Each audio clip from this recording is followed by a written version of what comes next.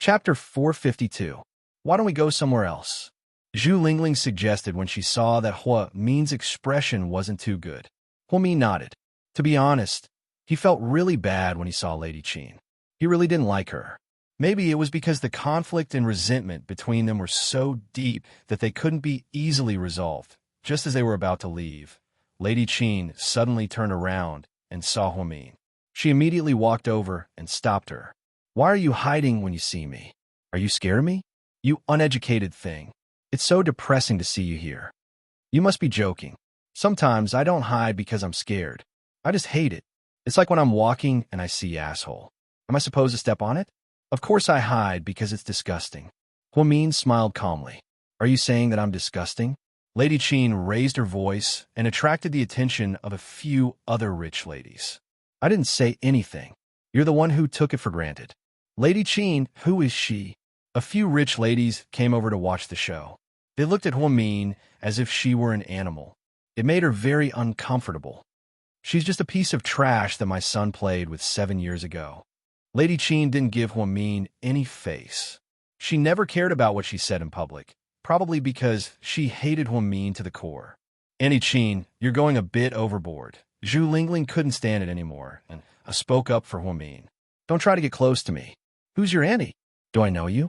Don't think that you're a socialite just because you're wearing designer clothes and carrying designer bags. You're just trying to imitate others. You don't have the aura of nobility, yet you pretend to be rich. Poor kids. You're all scheming bitches. I hate poor people like you who pretend to be pitiful and try to get sympathy. Lady Qin kept referring to poor people. It was obvious that she had a huge problem with the gap between the rich and the poor. As soon as she said that, the other noble ladies started whispering to each other. Yes, we have the same thoughts as you. We look down on these poor people the most. Not only do they look poor, but they also deliberately wear branded bags to dress themselves up. They don't know that they don't have the fortune to be rich. Even if they wear a dragon robe, they don't look like an emperor. That's right. This girl really doesn't know how to love herself. How old was she 7 years ago? She threw herself at him. It must be because your young master is too charming. The words were getting more and more unpleasant, but Hua Min didn't look angry at all.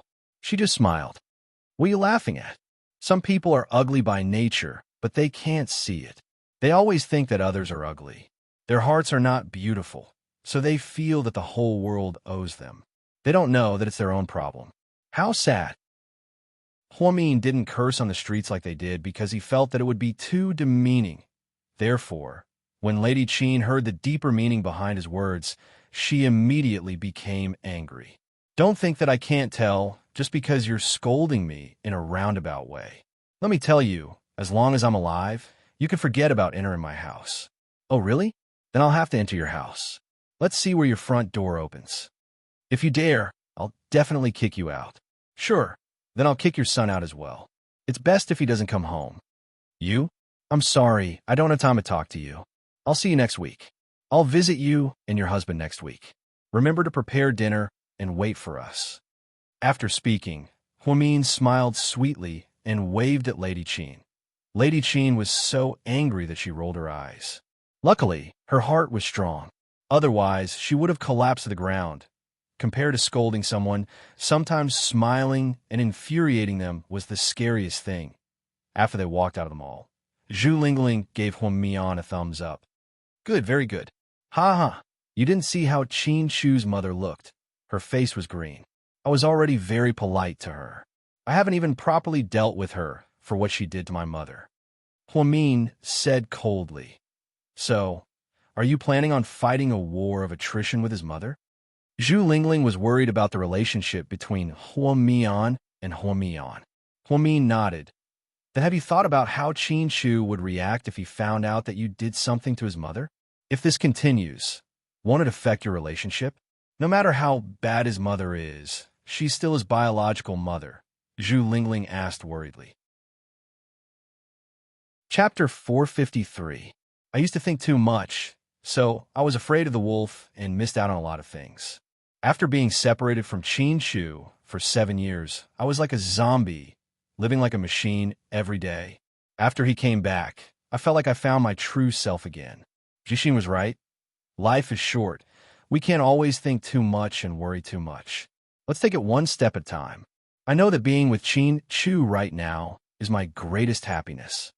Huamin slowly said these words. Everyone has their own way of living. Don't tire yourself out. Chin Chu is Chin Chu, and his mom is his mom. You're living with him, not his parents. That brat Jishin is young, but his words are very reasonable. It seems like I'll have to ask him for advice if I ever get into trouble in the future. Seeing that Huamin wasn't so sensitive and didn't think too much, Zhu Lingling also let out a sigh of relief. Otherwise, she and Gao Ran would be exhausted just by reading their story.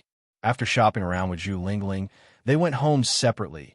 Huamin bought a lot of vegetables, fruits, and meat, and the fridge was full of them. She took out her phone, carefully took a picture, and posted it on her WeChat friend circle. Every time I see the fridge being so friendly, I feel so happy. Chin Chu immediately commented, "This fridge is too ugly. I'll change it tomorrow." Ahem, you're jealous of the fridge. Are you a man or not? Don't you know if I'm a man or not? Huamin was speechless. Gao ran, then commented below, "Everyone come and watch. This couple is so dirty in broad daylight, they're blinding me. Is it because the security in Sea City has been so good lately that you're bored?" Chin Chu replied coldly. They were having so much fun in the comments. I'm not going to talk nonsense with you guys. You're going to break my fridge. Huamin put down her phone and went into the kitchen after replying to all of them. By the time Chin Chu got off work, she had already made 4 dishes and a soup. The truth was, Huamin was a woman who lived a good life. She ate well and slept well. She never mistreated herself. Some women were very poor and didn't want to eat or drink, so they gave it all to their husbands and sons. In the end, her husband would cheat on her with a mistress because no man would like a haggard woman. Therefore, Huamin thought that while she was fat and fair, she also had to feed Chin Chu well. He couldn't allow him to be so eye-catching and dazzling. Dinner's ready. Huamian clapped her hands with a smile when she saw Chin Chu walk in. So much good food? Chin Chu looked at the table full of dishes. Yeah, Lingling and I went shopping. There wasn't much to buy, but we bought a lot of ingredients. Try it. It's my first time making Sichuan cuisine, like spicy boiled fish. Chin Chu took off his jacket and washed his hands. He saw a big metal bowl on the dining table with red chili peppers on it. It looks good. Hurry up and eat. It'll get cold soon. They made a spicy boiled fish and 3 stir-fried vegetables. The two of them ate happily. Huamin was very talented at cooking. After all, she had a high IQ and could learn anything. She took less than half a year to learn what other people took 10 years to learn. Therefore, even though it was her first time making spicy boiled fish, it was still super delicious. Chin Chu didn't even look up during the entire meal and just ate with his head down. However, Huamin felt a sense of accomplishment. Honey, yeah? I bumped into your mom when I was shopping today, and we got into an argument. Huamin put down her chopsticks and confessed. Chapter 454. MHM, and then? Who won? Chin Chu asked nonchalantly. Ahem, I won. I think I made your mom really mad. Huamin thought Chin Chu would tell her not to lower herself to the old woman's level and try to persuade her. To her surprise, he actually said, "Well done, wifey." But isn't she your mother? Huamin felt awkward. You're my wife too. Chin Chu answered matter-of-factly. So all men forget about their mothers after they get married? Huamin asked half-jokingly. Of course not. I'm just stating facts. If you bullied my mom for no reason, I would have scolded you. But I know my mom too well. She likes to stir up trouble and has a sharp tongue. You don't like to stir up trouble, so you know who's to blame. With my mom's temper, she needs to be taught a lesson. Otherwise, my dad and I won't have a good life. All right, what you said makes sense. Chin Chu was a man who knew what was right and wrong. He knew what kind of person Huamin was, so he didn't blame Huamin for arguing with his mother. He didn't blame her because he knew that Huamian knew what she was doing and wouldn't argue with his mother for no reason. The next morning, Huamin was working the night shift, so she didn't have anything to do during the day. After breakfast with Chin Chu suggested that she come to GK. I don't think so. If you go to the meeting, what will I do? You can read in the office. I have tens of thousands of books on my bookshelf.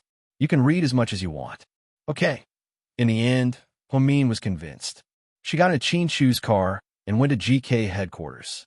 Qin Shu didn't like to be late, so every time he came to work, it was the peak hour for his employees.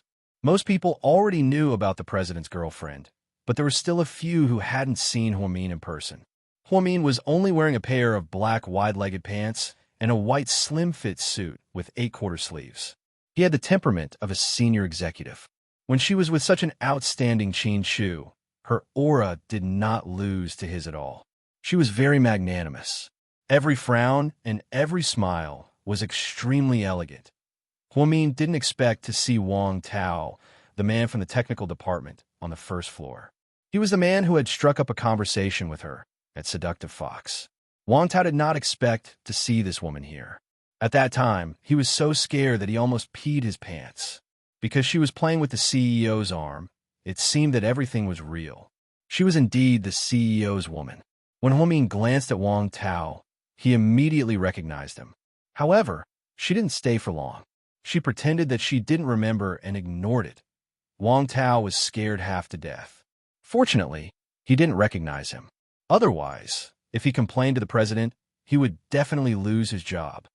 Supervisor Wang, what's wrong? You don't look well, a colleague asked. Oh, it's nothing. That woman is the president's girlfriend? Wang Tao asked anxiously. Yeah, everyone's seen her. You probably didn't notice, but even though the president hasn't officially introduced her to everyone, I'm sure she's the boss's wife. After all, the president has never been so nice to a woman. Even Assistant Yang has to respectfully greet her as young madam. Oh, I see. Wang Tao was so scared that he was sweating profusely.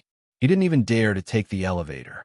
Instead, he climbed up to the 7th floor and returned to the technical department. Then, he didn't dare to leave the headquarters for the rest of the day. He was scared that he would run into Huamin and be recognized. Inside the president's office, Qin Shu went to a morning meeting. Huamin sat alone on the sofa, reading The Ordinary World. Assistant Yang personally poured a cup of coffee for her. He even ordered the secretaries to prepare snacks for the morning tea. The service was very good. Huamin inadvertently looked up and glanced at Qin Shu's desk. To her surprise, there was an exquisite photo frame on Qin Shu's desk. The photo in the photo frame was of her from 7 years ago. She had a ponytail, a youthful face, and a carefree smile. Just then, the office door was pushed open. Chapter 455. What are you looking at? Why are you so engrossed? As soon as Qin Shu walked in, he saw Huamin standing in front of his desk. I'm looking at this. Why did you keep it? It's so ugly. Huamin smiled as he pointed at the photo. Says who? I think this is your most beautiful moment. So you're saying that I don't look good now? Of course not. I just want to keep the beautiful memories of the past. When I have time, I'll take it out and reminisce about the time I lost. This photo is very important to me. Qin Shu didn't directly say that during the 7 years he was in the States. He relied on this photo to get through the 4 seasons where he missed Huamin day and night. However, Huamin could tell from his eyes, she coquettishly wrapped her arms around Qin Shu's neck and said, that photo isn't nice. It's from so many years ago. When you're free, let's go take our wedding photos. We're going to the Maldives for our wedding photos. We can't just make do. Qin Shu lovingly kissed her on the cheek. How's the morning meeting? Did it go well? It's the same every day, Qin Shu said as he sat back down on his chair. He opened his laptop and pulled up the stock market for the day. Honey, there's something I want to talk to you about. What is it? I want to drive to Dongtao Town this afternoon. Dongtao Town? Are you going to investigate that? Qin Shu stared into her eyes and asked. Huamin nodded. Don't go yet. I already sent someone to investigate for you. What? You investigated? When did this happen? Huamin was a little surprised. I just received a reply yesterday. You didn't even mention it to me. Huamin complained. After all, this was a big deal for her. Qin Shu was silent for a few seconds. Then, he took out a brown envelope from his drawer and tossed it to Huamin. It's all here. Take a look for yourself. It's not good news, so I wasn't in a hurry to tell you. Huamin couldn't wait to take the craft paper bag. He opened it and looked at the information. His face became more and more unsightly. Then, Qin Shu said, Dr. Lan, who helped Yang Meirong deliver her baby, moved away with her whole family 3 years after you were born. No one knows where they went. Even the relatives and friends nearby don't know where they went. The previous hospital director, Zhu Haiqing, passed away due to cerebral infarction 2 years ago. The strangest thing is the last piece of news. The medical center's database caught fire the year Dr. Lan moved away. It destroyed a lot of birth records. Basically, we can't find any birth certificate stubs for the children born in those years. This is really too strange. Huamin felt chills all over his body. That's right. I think it's really strange, too. With so many strange things happening, it can only mean one thing. Someone is deliberately hiding something. Maybe it has something to do with your background. But now, all the clues to my background have been cut off. Huamin was a little dispirited. She thought she would be able to find her biological parents soon. But all the clues were cut off. Don't worry. No matter how perfect the cover is, the truth is still the truth. There will always be flaws. But I have a big hypothesis. Qin Shu wanted to say something, but he stopped. What hypothesis? Huamin looked up at him in confusion. I think your background might be special. Your parents might be special people. Otherwise, the mastermind wouldn't have gone to such great lengths to hide your background. What do you think? Huamin didn't say anything, but she knew that Qin Shu was right. If it was really like what she thought, it was just a mistake. It shouldn't be so complicated. So many strange things wouldn't happen. Dr. Lan's entire family disappeared. The hospital caught fire. Everyone who knew about the incident back then couldn't be found. The only person who might know, Uncle Jing, was already dead. He didn't say anything before he died. All of this was too strange. Don't worry, I'll continue to help you. I won't give up on your chance to find your biological parents. Qin Shu walked over and sat beside Huamin. He put his arm around her shoulders and comforted her. I have a feeling that they're still alive. They must be somewhere in this world. Huamin said word by word. Do you plan to tell your mother and Ji Xin about this? Qin Shu asked again. Chapter 456. Huamin shook his head. I don't plan on telling her. My mom's health isn't good to begin with, and she can't take the blow. She doesn't know and always thinks that I'm her biological daughter. I'm afraid that she won't be able to take it if I tell her the truth. As for Jixin, I don't plan on telling him either. If I tell him, it'll ruin a lot of relationships. Plus, I haven't found my biological parents yet, so I'll tell them when I get in touch with them. Okay, that's good. Honey, when I have time, I want to go to Dongtao Town and look for clues. Then, I want to see the town where I was born. Every time I think about how my biological parents gave birth to me, I want to go there and see for myself. Okay, I'll go with you after I'm done with work. If you want, we can stay there for a few days. Huamin nodded. At noon, Huamin ate lunch with Qin Shu at the company. In the afternoon, Qin Shu went to the construction site to investigate. Huamin took a taxi home. He wanted to take advantage of the holidays to do some cleaning. However, to his surprise, he received a call from Shun Jiani. With her unique voice, she said sweetly, Huamin, let's meet up. Annie has something to talk to you about. Huamin thought about it and decided to go. After all, if he didn't go, they might go to South Side to look for him. If that happened, it would affect her work. When Huamin entered a luxurious coffee shop downtown, he saw Shun Jiani and Hua Yinyan. Shun Jiani was wearing a moon-white cheongsam. She still looked charming and her skin was well-maintained. Hua Yinyan was wearing a fiery red organza princess gown. Her wavy hair made her look charming and flirtatious. Why are you looking for me? Huamin walked over and asked straightforwardly. Mian, sit down.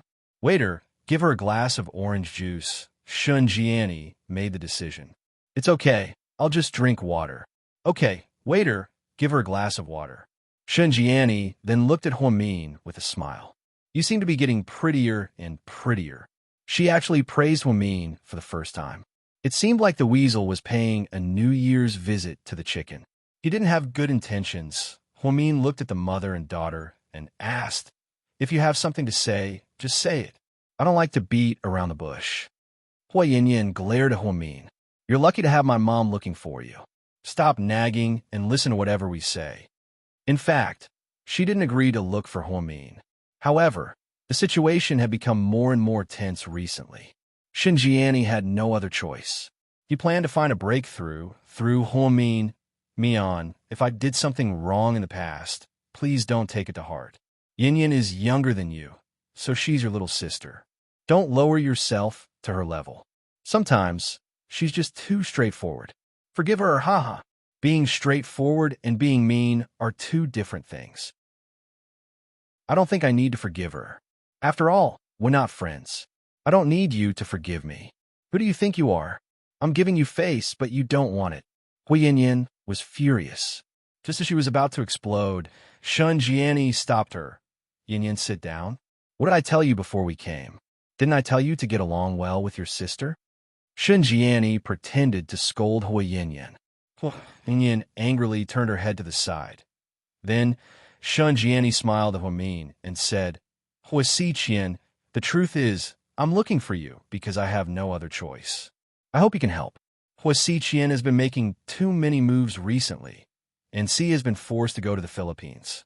The conditions there are tough, and he hasn't been through much hardship, so he can't take it.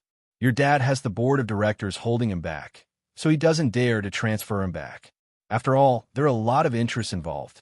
Plus, Hua Qian has arranged for a lot of his own people to come here. So, what can I do? Hua Min took a sip of water and asked. Chapter 457. I hope that you can come back to the whole corporation and become a member of the board of directors. Then, as one of the heirs of the Hua family, your words will carry a lot of weight. If you have any requests, your father will do as you say. I don't want anything else. I just want you to help us transfer C back. I'm sorry, I can't help you. I won't let you help us for free. I'll give you 1,000,000 yuan after you succeed. Xinjiani was willing to pay. Before Hua Min could say anything, Xinjiani took out a square brocade box from her bag and handed it to him. What is this? Hua Min was confused. It's an Omega watch, the latest model for women. 188,000 yuan. As a show of sincerity, please accept this watch. Xinjiani pushed the brocade box in front of Hua Min. Hua Min sneered on the inside. It seemed like the mother and daughter of the Hua family had given him a lot of money and a watch this time. It seemed like Hua Qian had been playing too hard lately and forced them into a corner. I'm sorry, I really can't help you. You should remember that I already announced in the newspaper that I will never go back to the Hua family. That's okay. Your father won't mind those reports. After all, you two are related by blood. Xinjiani was still holding onto the last shred of hope that she could convince Hua Min. Hua Min really wanted to be honest with her and tell her that she wasn't Hua Zhenghai's daughter, but now was not the time. After all, there were too many implications. It's not about whether he minds or not, it's about me. I don't want to go back to the Hua family, so I can't help you. I'm sorry. After speaking, Hua Min stood up and left without even looking at the watch. Xinjiani's expression changed slightly. She didn't think that Hua Min would reject her so straightforwardly without even thinking about it. Hua Yin was anxious. She stood up and yelled, You don't know what's good for you. Don't blame me for not having a good life in the future. Don't provoke me. Otherwise, you won't have a good life either. Hua Min glanced coldly at Hua Yin. Hua Min really hated Hua Yin, just like how he hated Iman. If she really did something overboard, he would definitely not let her off. Mom, I told you not to come. This little bitch doesn't know how to appreciate favors. I heard that she has an affair with Suyu. Now that she has climbed up the social ladder, why would she be interested in small fries like us? Even if you fail, you still have to try. What if you agree? It's not an extra way to live. You're just not mentally stable. There's nothing urgent. C is the same as you. None of you are like me. Xinjiani sighed. She had been smart all her life, but in the end, she had given birth to two idiots. When she was young, she had to fight with many mistresses and Hua Zhenghai's wife, Jiang Hong. Now that she was old, she was still restless. She even had a fight with Hua Qian for her children. Therefore, the road to becoming a rich family was not easy. Most of the time, People only saw the glamour on the outside. They didn't know how cruel the internal strife was. Come with me. Mom, where else are we going? The ghetto. The ghetto? Why would we go there? It's so dirty and smelly. Hui Yinyan complained pretentiously. Let's go find Huamin's mother and see if we can persuade her. Shen Jiani sat in Hui Yinyan's Porsche 911. As soon as the luxury car stopped in front of the courtyard, it attracted everyone's attention. Yang Meiyerong was sitting in the courtyard, washing the sheets. When she saw Shen Jiani, her expression changed drastically. Sis, how have you been? Shen Jiani smiled. What are you doing here? Yang Meiyerong glared at Shen Jiani and asked angrily.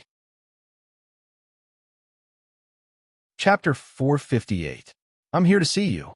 You're here to see me? What a joke. You're just here to see how miserable my life is. Thanks to you, I'm not miserable at all. I'm living a carefree life, and I don't have to worry about my children being bullied by others and ending up with nothing. My daughter is working and supporting herself, and my son is in college. The three of us are living a happy life. So, superstar Shun, get out of here. There's no place for you here. Hey, you old woman, how can you talk to my mom like that? Yang Meiyerong glanced at Hui Yinyan. You really are Hua Zhenghai's daughter. Not only do you look like him, but you also have the same temper. You're so stubborn, you might not be able to get married in the future. Who are you calling unmarriageable? You damned old woman. Yinyan, don't be rude. Shen Jiani immediately stopped Hui Yinyan from going crazy. Sis, I'm not here to fight. I want to make a deal with you. A deal? Yang Meiyerong looked at the mother and daughter curiously. Yes, a deal. What kind of deal? Help us convince Huamin to come back to the whole corporation and help us, and I promise to give you a 100 square meter house in the 3rd Ring Road. Look at this place. It's not nice. It's far from the city. It's hot in the summer and cold in the winter. It's not a place for people to live. Also, your son is 18 or 19 years old, right? He's going to get married in the future, and you can't just give this old house to someone's future daughter-in-law, right? She definitely won't like it. Haha, you're really generous. A 100 square meter house in the 3rd Ring Road. Yang Meiyerong smiled. That's right. With the current housing price of 20,000 yuan per square meter, a 100 square meter house is worth 2 million yuan. What do you think? I didn't mistreat you, did I? Plus, once Huamin enters the Hua Corporation, she'll be rewarded even more. Isn't it your biggest dream to bring Huamin back and have Zhenghai acknowledge her as his daughter? That was in the past. I've long since given up on that idea. Not to mention that Huamin doesn't want to admit it. Even if Hua Zhenghai comes to beg me personally, I won't agree to your request. You never make deals where you lose out, so why would you be so kind as to give me a house? It must be Jiang Hong who forced you and your mother into a dead end. Haha. You? Shen Jiani didn't expect Yang Meiyerong to see through everything. Don't take me for an idiot. I may be old, but I can still see the situation clearly. That old bastard Hua Zhenghai tried to trick my daughter and me. Luckily, my daughter saw through it, or else you guys would have plotted against her. Your whole family is heartless and unscrupulous. You don't have the slightest bit of kinship. I don't care about your stinking money. Scram, don't dirty my place. If a tiger doesn't show its might, do you really think I'm a sick cat? Do you think I'm a widow and an orphan? Bitch. Then, Yang Meiyerong splashed a bucket of dirty water at her. Shen Jiani and Hui Yinyan were completely drenched. Hey, you crazy woman, what are you doing? Get out of here. Don't say that I'm calling the police to warn you for trespassing. I'm going to beat you to death, Hui Yinyan said as she tried to rush up. Let's go, Yinyan. Let's not waste time with her. Shen Jiani hadn't lost her mind yet. After being splashed with water, she didn't want to waste any more time and dragged her daughter away.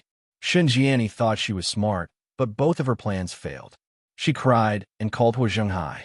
Hua Zhenghai felt bad for his mistress, so after comforting her for a long time, he decided to do it himself.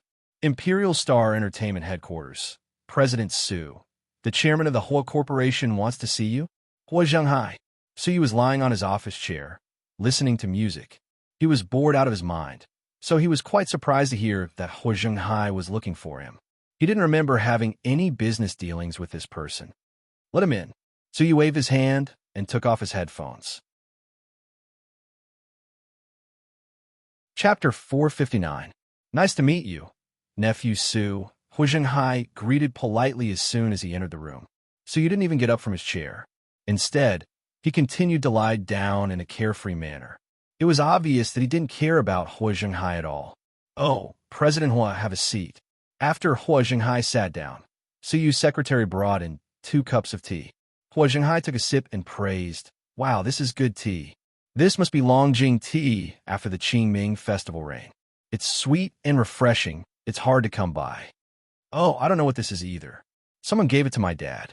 He couldn't finish it, so he gave it to me. It's especially for old men like you." So you didn't think twice about calling Hu Zhenghai old man. However, Hu Zhenghai wasn't angry. Humans were all snobbish.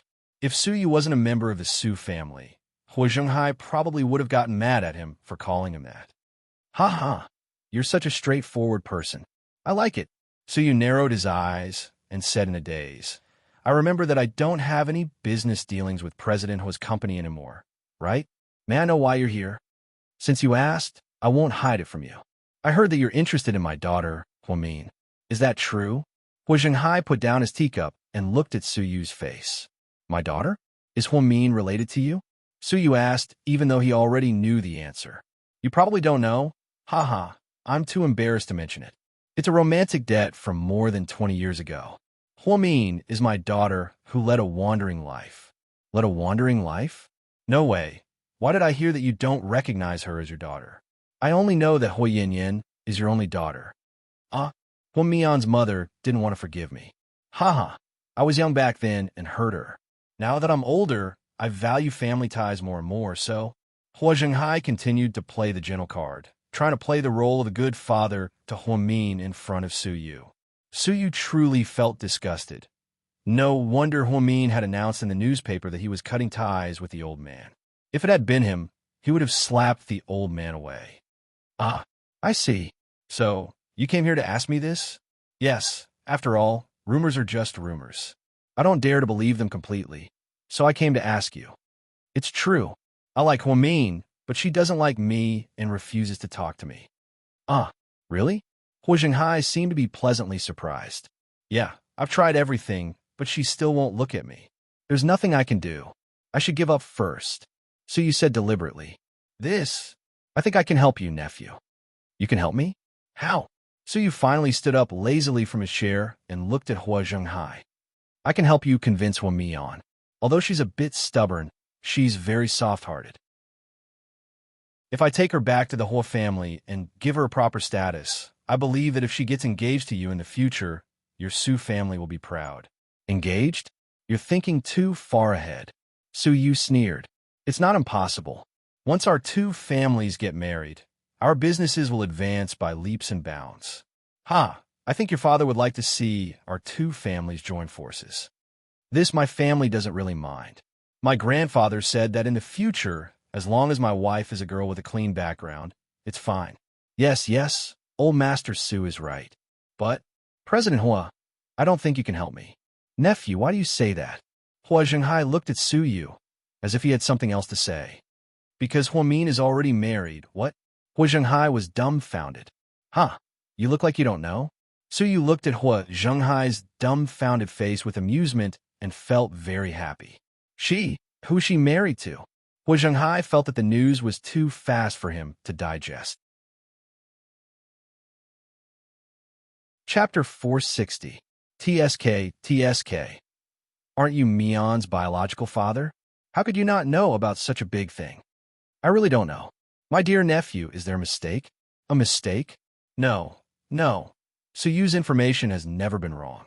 The Civil Affairs Bureau can verify it. You can see for yourself. Then when did she get married? Who did she marry? Hu Zhenghai felt like his heart was beating at a weird rate. Hu Xiqian never mentioned this to him. Could it be that Hu Xiqian didn't know? You probably know that person as well. He's the new president of GK, Qin Shu. They've been married for about 4 months now. Thinking about how Huamin was already married when he met him, Su Yu's heart felt stifled.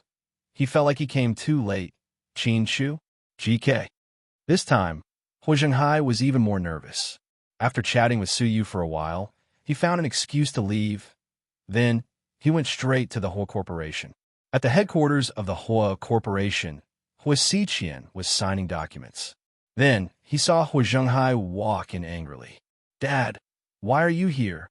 Hua Min is married. Why didn't you tell me?" "What? Married? Dad, you must be joking. Little sister Mian is still a little girl. How could she be married?" Hua Xiqian smiled. "So you said himself. Also, I sent someone to check with the Civil Affairs Bureau. They are indeed married." "Huh? Really? Who is she married to?" Hua Xiqian pretended to be surprised. "You don't know?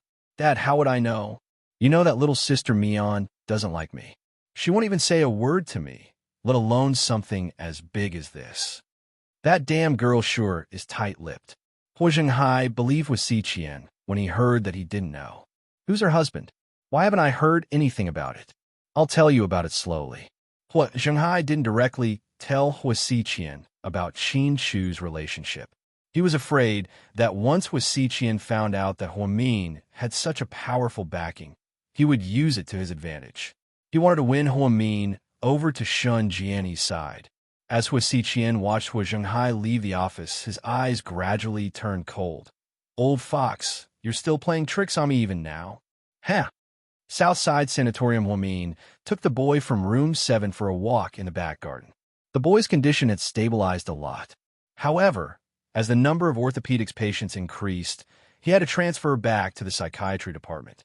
After all, he could not cross departments. "Sister, you're really good at this game. If there's a chance in the future, please teach me how to move." "Okay, but you'll be transferred tomorrow. Don't worry, though. I'll visit you upstairs.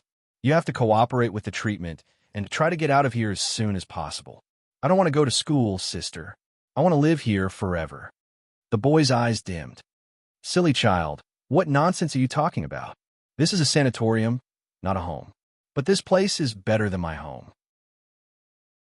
I only have a nanny and my parents are nowhere to be seen. This place is better. The nurses treat me better than my parents, especially you. You can even play games with me. I like it here." Upon hearing the boy's words, Hua Min's heart ached for him. Get better first, good boy. After taking Huang Jiaming for a walk, Hua Min packed up his things and got off work. Because there were a lot of newcomers recently, the night shift ended at 10:30 p.m. Qin Chu went to a ribbon-cutting ceremony in a neighboring city, so he wasn't home. Hua Min wasn't in a hurry either, so he dawdled until 11 p.m. After getting on the viaduct, Hua Min vaguely felt that something wasn't right. There was a black Honda business car behind her, and it seemed to be following her.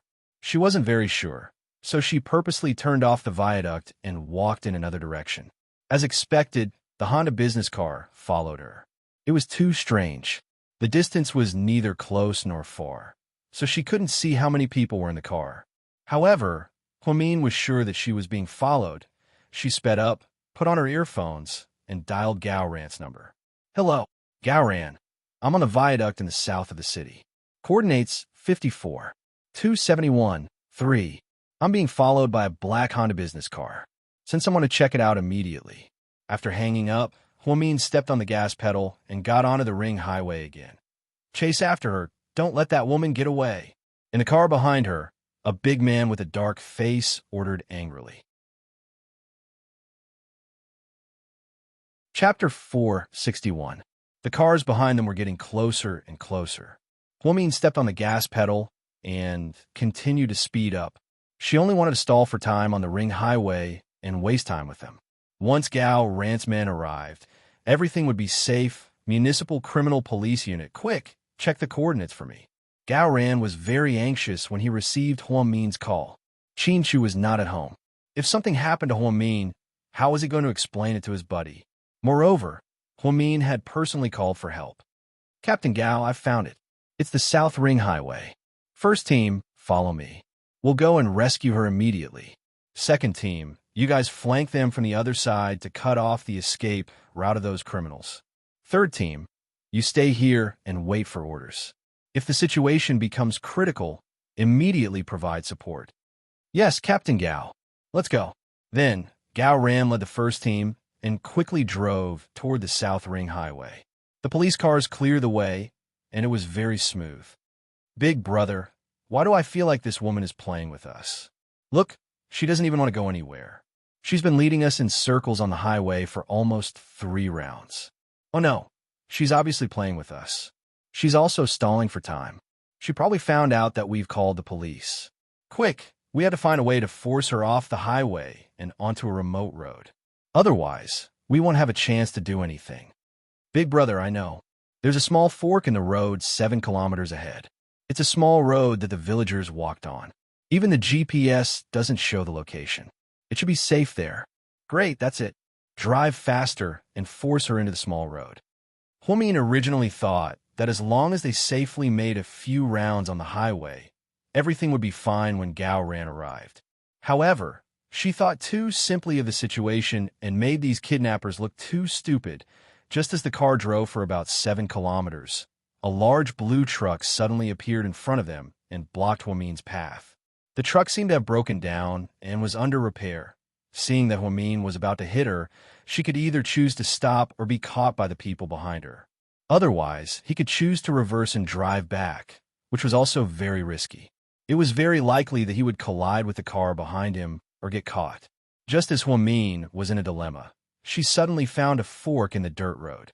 She could drive straight down. Although the road conditions were not good, she still wanted to give it a try.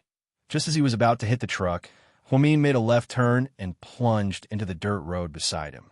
Although she didn't know where this road led to, she could only choose to keep driving forward. Big brother, that woman was fooled. Ha ha ha, we really forced her into that small path. That's great. Tell Air Kai and the others to set up obstacles in front to stop her. We'll follow and block all her paths. Yes, big brother. After Huomin got off the dirt road, she didn't relax because she saw from the rearview mirror that the black Honda business car behind her had followed her. It seemed like these people were relentless in their pursuit. Just as Huomin was about to speed up again, she suddenly saw a white van in front of her. Furthermore, the van was less than 500 meters away from him. The dirt road was very narrow. It was just before the autumn harvest, so there were yellow corn stalks on both sides. There was no way to go. She could only go forward or backward. However, Huomin knew that there were cars in front and behind her. It seemed like Gao Ran wouldn't be able to come to her rescue. Huomin took a deep breath, stepped on the gas pedal, and the car rushed forward. Big brother, that woman doesn't want to live anymore. She wants to hit our car. The driver in the white van was so scared that his face turned pale. Chapter 462. The moment Huomin dashed over, the people in the white van jumped out of their cars in fear. They ran to the side in a hurry, and Huomin's car crashed in the white van, destroying it beyond recognition. The good thing was that the white van was an inferior brand, so its quality was mediocre. On the other hand, although Huomin CC was a domestic product, it was a joint venture with a German company, so its technology and quality were excellent. Boss, that woman is running away. The minions in the Honda behind yelled. It's okay, she can't run away. The leader of the Honda smiled coldly. It seemed like he already had other plans. Huomin drove past the white van and approached the entrance of a village. She thought that as long as she yelled when she reached a place with people, the villagers would at least take care of her, right? Just as she was about to reach the village, a little girl suddenly ran out of the road. She was about 5 or 6 years old, and she was wearing a red dress. She looked very cute, and her hair was tied into 2 pigtails. She was holding a lollipop in her hand. The little girl's sudden appearance scared Huomin out of her wits. Luckily, she was calm enough to step on the brakes, and the car was less than 3 centimeters away from the little girl. She was so close to bumping into her. Hey, Shania, what are you doing here? It's so dangerous. Come back with me. A plainly dressed rural woman immediately ran out, picked up the little girl, and hid on the side of the road. Seeing Huomin stop the car, the people in the Honda were overjoyed. Boss, your idea is great. Huh, you got her for 100 yuan, and that woman is willing to risk her child's life, haha. Stop talking nonsense. Get out of the car and get her. Then the people in the Honda and the van all jumped out. There were 9 of them. Each of them had a metal rod in their hand, and they didn't come with good intentions. Miss Hua, please get out of the car. The leader was more polite as he walked over and opened the door of the CC. Huamin didn't say anything as she walked out of the car. They even knew her name, so it seemed like their plan was very detailed. Guys, did I offend you in any way? Huamin smiled. No, but you offended our friend. Oh, I don't know who it is. I'll explain it to her. There's no need to explain. My friend's temper isn't very good. He said that we should teach you a lesson. Everyone, we're all here for money. If you let me go, I'll pay you double how much your friend paid. How about that? Double? Yes, double. Huamin nodded. Haha, I'm afraid you can't afford it. My friend offered 3 million. Can you afford it? 3 million? Looks like it's really a big deal. Huamin lowered his head and quickly thought about which of his enemies would be able to fork out such a large sum of money. In an instant, He-Man, Yin-Yin, Shun Jiani, and even Zhou Guangming flashed through his mind. However, none of them seemed to fit. He-Man didn't have that much money, so she didn't say much. Hua Yin-Yin and the others still needed her help. Plus, if she did something like this, it wouldn't do them any good. Besides, Hua Yin-Yin didn't seem like someone who would be so generous. It wasn't like her to do things. It wasn't likely that Zhou Guangming would do it either. Qin Shu had already cleaned up the Zhou family, leaving no survivors. So the person who wanted to hurt her this time was, just by looking at the car you drive, I know you can't afford 6 million. Stop talking nonsense. Don't, brother. Let's talk nicely. Although my car isn't very good, my boyfriend is rich. He can give me the money. Really, as long as you let me go, I promise you I'll give you the 6 million. Brother, do we believe her? She doesn't look rich. Her car is only 200,000, and she doesn't wear branded clothes. Don't be fooled by her, a man said. Chapter 463. It's not that I don't trust you, but I can't go back on my word. Once we accept a job, we'll be considered a traitor if we betray our employer. Miss Hua, I'm sorry, but I'll take her away. Wait a minute. Mister, we have no grudge against each other. You're only after money. If 6 million isn't enough, I can add more, as long as you're willing to let me live. I'm still young, and I don't want to die. Huamin pretended to make peace with them and try to lower their guard. Don't worry, she's not after your life. She just wants us to take a video of you. Huamin's expression changed as soon as she heard the video. Then, she heard one of the thugs laugh lecherously. Mister, this chick is not bad. We'll take her back and have some fun with her. When you're done, we'll have some fun with her. I guarantee that the video will be amazing. Don't worry, we'll let you go after we're done. We're not after your life. As long as you're obedient, we won't let you get hurt, the leader of the thugs said arrogantly as he looked at Huamin. At this moment, she was all alone and trapped on a rural road where she couldn't even find a GPS. She couldn't count on Gao Ran, so she had to think of a way to save herself. There's a saying that goes don't go too far. Mister, if you let me live, I'll make things easier for you. If you force me into a dead end, who knows what crazy things I'll do? Huamin sneered. Ha ha, you make it sound like I'm afraid of you. Don't worry, you can be a little crazy in bed later. I like girls with character. Otherwise, you'll be like a dead fish. It's not fun to play with you. Then, the group of men burst into laughter. However, Huamin didn't show any fear. She knew that fear was useless in the face of danger. She could only save herself if she calmed down. Therefore, she smiled faintly. All right, since I've fallen into your hands today, I guess I'm unlucky. I don't want to struggle anymore. However, my leg was injured in the accident just now. Can you come over and give me a hug? Yu Zai. Carry her to the car, the man said. Yes, big brother. No, I won't let him hug me. I'll let you hug me, Huamin said in a coquettish tone as he pointed at the leader. Me? The man was obviously surprised. Yeah, I don't like these henchmen. I know you're their big brother, so you can carry them. After Huamin finished speaking, she pouted her lips and looked adorable. Ayo, big brother, it seems like you have good luck with women. As expected of our big brother, even women like you. His lackeys were sucking up to him. The leader picked his ear and smiled. All right, I'm in a good mood today. I've earned 3 million from you, so I don't mind hugging you for a while. When we get on the bed, you'll have to serve me well. As he spoke, he walked towards Huamin. Huamin smiled sweetly, which made those men even more careless. The other men all turned around and prepared to get into the car, Just as the leader of the group was about to touch Huamian, he suddenly screamed in pain. The other men immediately turned around and were stunned. Huamian had a silver needle in her hand, and it was pressed against the man's neck. "Girl, what are you doing? If you don't want to die, open the way for me and let me go. Otherwise, this day next year will be the anniversary of your death," Huamian said slowly. Every word was deadly, and the atmosphere became extremely tense. Chapter 464. Then, Huamian applied more force and pierced the man's neck with the silver needle. The man immediately felt his entire body go numb. What's wrong? Does it feel like your entire body is stiff and your tongue is numb?" Huamian asked softly. The man nodded vigorously.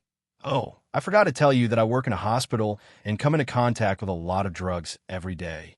As a woman, I have to learn how to protect myself. That's why I carry a deadly poison with me. The silver needle is coated with the latest poison developed by our hospital. It can kill a person within an hour. In other words, if you don't get the antidote within the next hour, you will die." "You bitch, let go of my brother." The thugs were so scared that their faces turned pale. "Your brother is poisoned and can't speak. If you want him to die quickly, then confront me." The thugs didn't know what to do. "If you want him to be fine, then send someone to drive me away. Otherwise, I'll kill him and bury him with me." After speaking, Huamian moved the silver needle and blood began to seep out of the man's neck. "Yuzai, what should we do? Look at our brother's face. It's obvious that he's been poisoned. Let's let this woman go. We can't risk our brother's life." "Okay, don't move. We'll drive you away." In the end, the thugs gave in. Huamian smirked. Ever since she was almost trapped by Zhou Guangming and Seductive Fox, Huamian felt that it wasn't safe for her to be alone. Just in case, she always wore a silver needle on her cuff and a button-like decoration on her clothes, which was very inconspicuous. However, the button contained a purple poison that she developed herself. It wasn't fatal, but it could paralyze a person's entire body for a short period of time. It looked scary when one's skin turned purple, but it wasn't that bad. Huamian pointed at the thug, named Yuzai. "You drive. The rest of you don't follow." A few minutes later, Yuzai drove Huamian's Volkswagen CC back onto the highway. The man in the lead was sitting in the back seat with his entire body purple. He couldn't say a word and looked like an idiot. "Will my brother be all right? Can you give us the antidote first?" "I'll give it to you when we get there," Huamian said slowly with his eyes closed. To be honest, this fish boy was quite impressed by this woman. She was able to remain calm in the face of danger. There were 9 men, but they were still unable to capture a living person. He was even made a fool of 20 minutes later in a bustling area in the city center. "Stop right in front," Huamian ordered. "Antidote. I can give you the antidote, but you have to answer a question," Huamian asked. "Speak. Who instigated this?" "I can't tell you. That's the rule." Yuzai was quite stubborn. "Oh, if that's the case, I'm sorry, but the antidote is gone. You can get out of the car." "Bitch, are you toying with us?" The fish boys were about to explode. "Don't be impulsive, young man. This is the city center. It's less than 500 meters away from the city bureau. As long as I yell, the 2 of you will be arrested immediately. I believe that you have a lot of criminal records before, right?" After Huamian finished speaking, Yuzai fell silent. This woman was too smart. Her analysis of their situation was completely accurate. "So your brother doesn't have much time left. If he doesn't take the antidote, he might. Our employer, she..." Yuzai finally relented. "Who is it?" Huamian's eyes darkened as he asked coldly. Chapter 465. Her surname is Zhao, and she's a rich woman. That's all I can say. Yuzai gritted his teeth as if he had made up his mind. "Oh, so it's her." Huamian suddenly realized. "Antidote?" Yuzai reached out his hand. Then, he saw Huamian take out a small glass bottle and feed his big brother some water. "He's already taken the antidote. Take him to a hot bath, and he'll recover immediately." "Why should I believe you?" Yuzai was furious. "Because you don't have a choice. It's up to you whether you believe me or not. Good luck." Then, Huamian pushed the big brother out of the car. Yuzai immediately got out of the car to help him up. Huamin got into the driver's seat and sped off. When Huamin got home, she took a hot bath first. She was still in shock just now. But in that situation, she couldn't panic. Otherwise, she would be done for if her opponent saw through her. That drug was at most anesthetic, not poison. The reason why it changed color was because she had added pigment. Then, what she gave the big brother wasn't the antidote either. It was just mineral water. But she had to do it.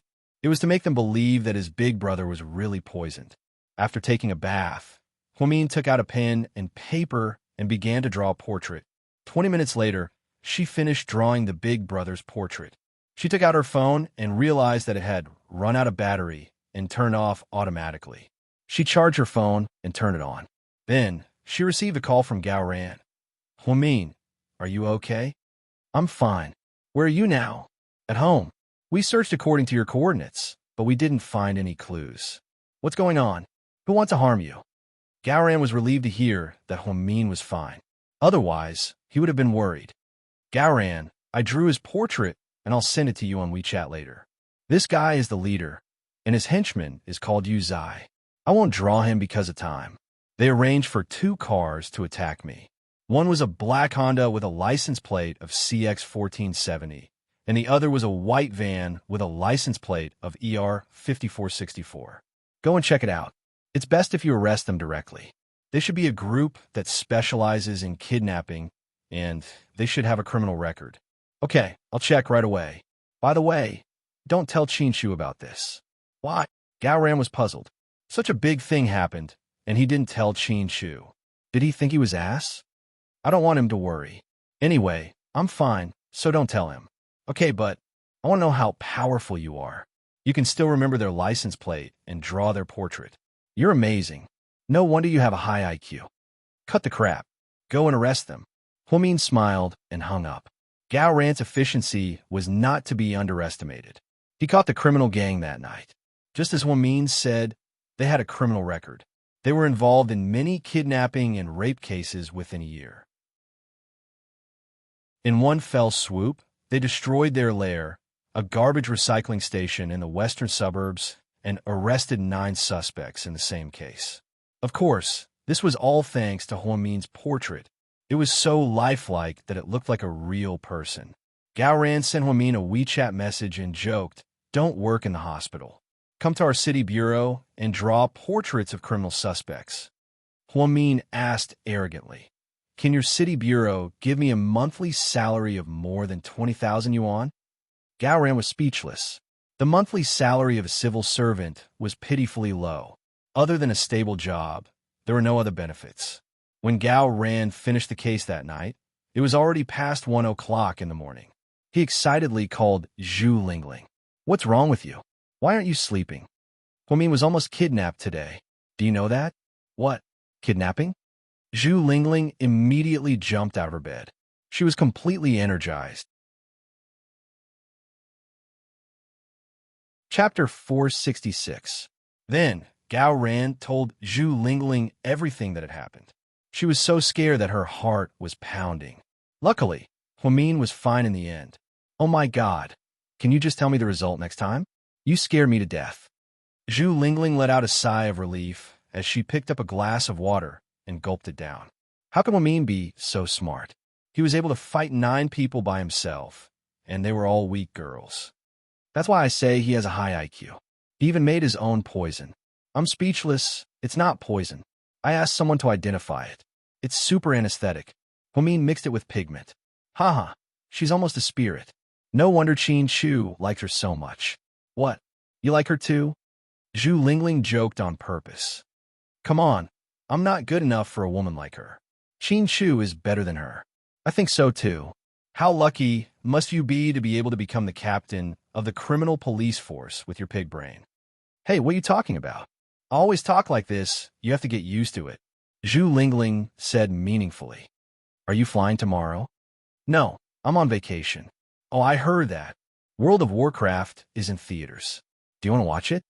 Gao Ran remembered that when they were in school, both he and Zhu Lingling liked to play World of Warcraft. At first, Qinshu and Huamin played as well. But later on, those 2 super freaks were too strong. After they finished playing all the skills, their accounts were banned, and they switched to a new game. Only the two of them were still playing it. I don't want to watch it. I've played it before, but it doesn't mean that I have to watch the movie. I plan to watch Finding Nemo 2 in a few days. I like Xiaoyu very much, Zhu Lingling said casually. Yeah, our company is very stingy when it comes to benefits. They didn't even give me money. Instead, they gave me a lot of wanted cinema cards. It would be a waste if I didn't watch it. You can give it to me. I can bring my parents, my cousin, and my nephew. Gao Ran was speechless.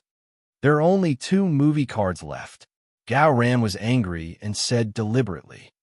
Then only Huamin and I can go and take a look, Zhu Lingling said with some melancholy. Gao Ran was speechless. But Huamin, she won't go with Qin Chu. Are you so willing to be a third wheel? Gao Ran looked as if he expected better from him. Then who should I go with? You? What's wrong with me? Gao Ran felt wronged. The main question is, wouldn't it be awkward for a man like you to watch Finding Nemo? It's okay. I can pretend to be your dad. A dad with his daughter should be fine, right? Fuck off. Zhu Lingling immediately cursed when she heard that she had been tricked. Gao Ran laughed maniacally on the other end of the phone. Venomous Tung Ling. It's settled then. Haha, call me when Finding Nemo is released. Haha, good night. Hey. Before Zhu Lingling could finish her sentence, Gao Ran hung up the phone. She wanted to send a WeChat message to Huamin to ask him how he was doing, but it was already very late. Zhu Lingling decided to go back to sleep. Huamin fell into a deep sleep in bed. Before she went to sleep, she received a message from Gao Ran saying that he had caught all the culprits. They also confessed to the culprit, but the culprit didn't leave behind any evidence. Their testimony alone wasn't enough. Gao Ran couldn't arrest the culprit, not to mention that the culprit had a special identity.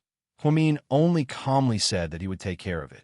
Around 2 a.m., Qin Chu opened the door and went home. After he showered and went to bed, Huamin was already sleeping like a pig. He lovingly kissed her cheek and then hugged her to sleep. Morning, honey, when did you come home? It's too late, so I didn't wake you up. I'm not eating breakfast. I have to go to work. I'm late. Seeing that there wasn't enough time, Huamin packed up and was about to leave. Mian, I'll drive you. It's okay, I can drive myself, your car. I already asked someone to send it to the 4S shop for repairs. I think it's badly damaged. When Qin Chu drove into the garage yesterday, he saw Huamin's car covered in scratches. Did something happen yesterday? Qin Chu sipped on his tea and asked nonchalantly. Chapter 467. Oh, I accidentally crashed into someone. I'm fine, it's just that the car is a little damaged, so I didn't tell you. As Huamin spoke, she carefully glanced at Qin Chu, afraid that he would see through her. I'm glad you're fine. Be careful in the future. Okay. Huamin nodded and let out a sigh of relief. Don't look at this car, it's too unsafe. I'll order another one for you. But, no buts, just accept it. Qin Chu overbearingly stopped her from saying no. Okay, thank you, Mr. Qin. Huamin wrapped her arms around his neck and acted cute. Because they woke up late, neither of them had breakfast. Qin Chu drove Huamin to work in his Maybach. When Huamin arrived at the recuperation center, breakfast was already prepared in the office. Head nurse, you're here. Someone just delivered this. Huamin saw the soy milk and the brand of the headline. She immediately knew that it was Qin Chu because he was the only one who knew what she liked to eat and which restaurant she liked to eat at. He knew her like the back of his hand. During lunch break, Huamin suddenly received a call from Jixin. Sis, come home quickly. Something happened. Huamin thought that something happened to his mother, so he immediately drove home. From afar, he saw the word demolition spray-painted on the wall of his house. Jixin, what's going on? When Huamin walked in, Jixin and his mother were sitting under a tree in the yard.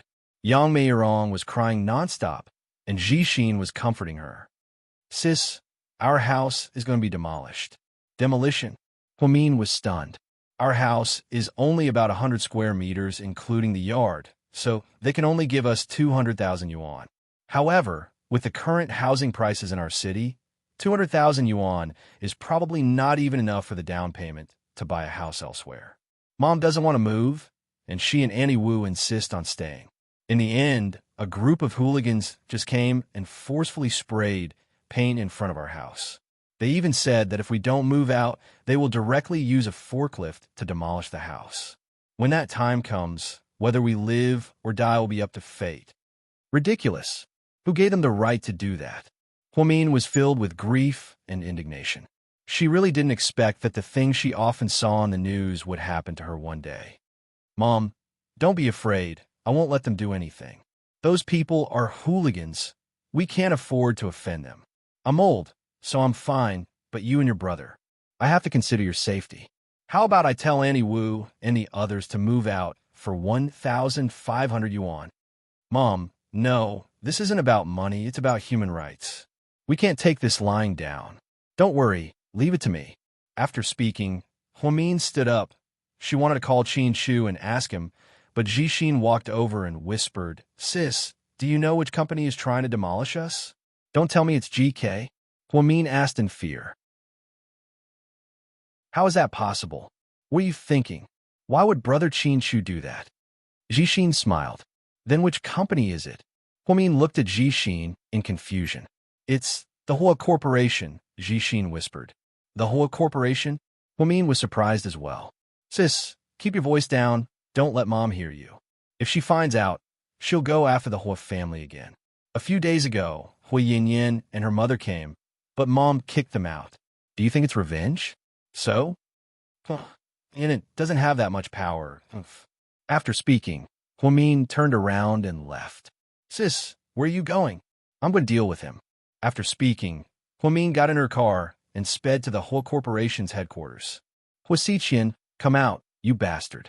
Huamin couldn't help but curse because she was too angry. She knew that Hua Xiqian was the boss of the Hua Corporation, and Hua Xiqian knew about the demolition of her home. Chapter 468. President Hua, I'm sorry. This young lady was too agitated and I couldn't stop her. The secretary apologized profusely. It's fine. You can leave now. Hua Xiqian waved his hand and sent the secretary away.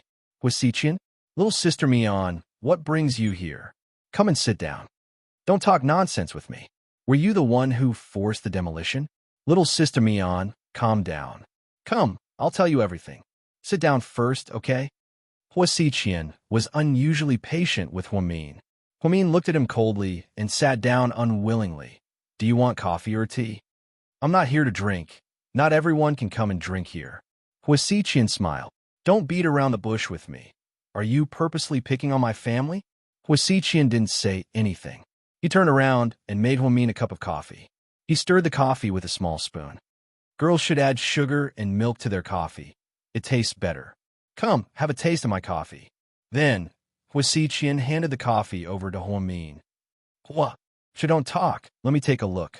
Ouch. Have you been working too many night shifts lately? You have dark circles under your eyes.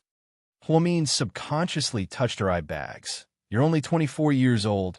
Don't work so hard like an old professor. It's no use hoping that the hospital will give you a good person card. Your health is your capital. When you leave later, I'll ask my secretary to bring you some new eye masks from the company. Hua Xiqian, don't change the subject, okay? I'm asking about the forced demolition. Huamin couldn't take it anymore. She was usually very calm, but for some reason, whenever she saw Hua Xiqian, she always wanted to explode.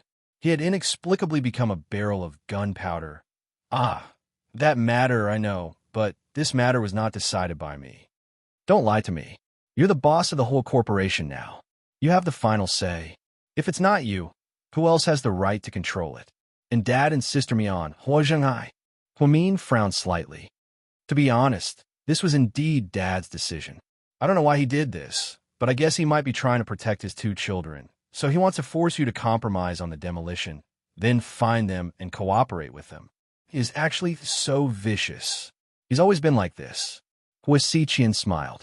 You're not lying to me, are you? You can check it out yourself. Plus, what good will it do me to let you move? I'm not interested in the land in the slums. If you think the price is too low, I can compensate you privately. I can even give you 150,000 yuan per square meter. But if Dad finds out that I helped you, he'll probably skin me alive. But I'm not afraid, for Sister Mian, skin me alive is nothing. After speaking, Hua Xiqian looked at Hua Min's delicate little face and smiled. His smile was exceptionally gentle. President Hua, the meeting is about to start. Postpone it. President Hua, but the female secretary seemed very anxious. Get out. After being yelled at by Hua Xiqian, the female secretary immediately closed the door, not daring to disturb him. You don't have to interfere. If it's really Hua Zhenghai, I know what to do. So you're going against Dad? He's not my dad, and you're not my older brother. After speaking, Hua Min stood up and left. Looking at Hua Min's back, Hua Xiqian whistled. I don't want to be your older brother either. After walking out of the office, Hua Min was stopped by the female secretary.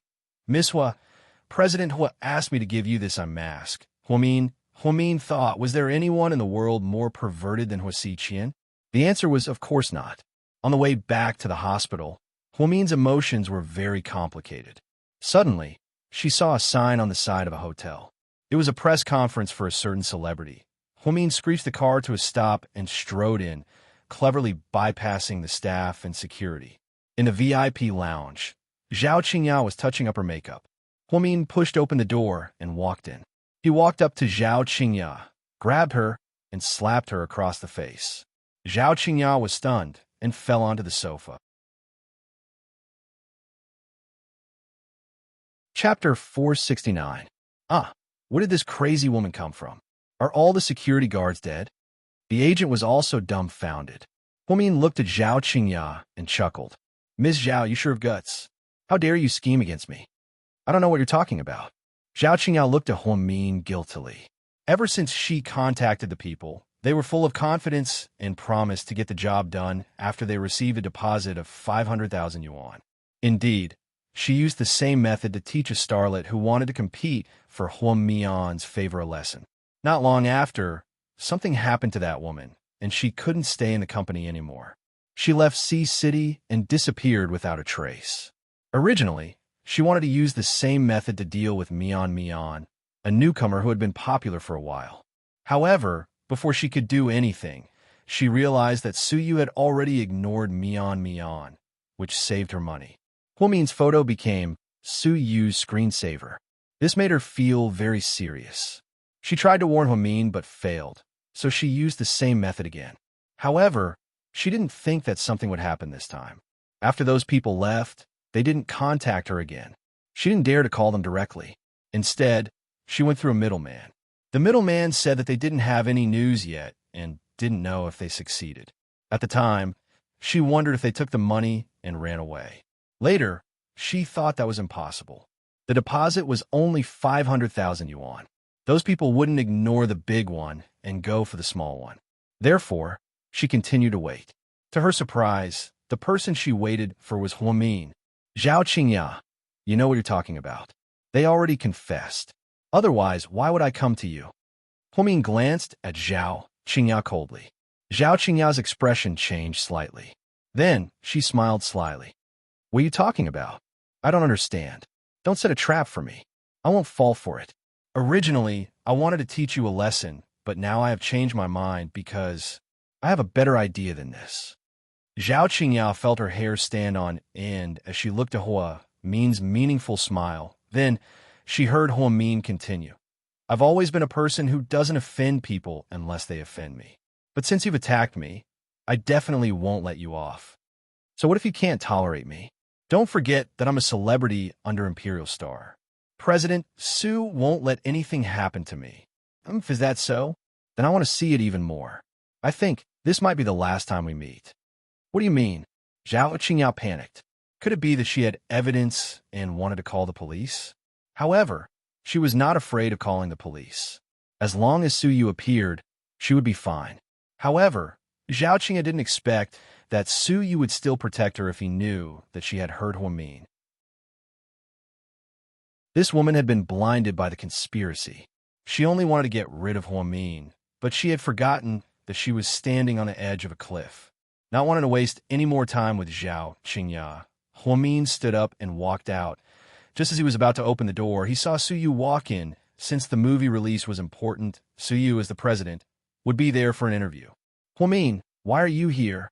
Seeing Huamin, Suyu was surprised at first, but then his eyes filled with joy.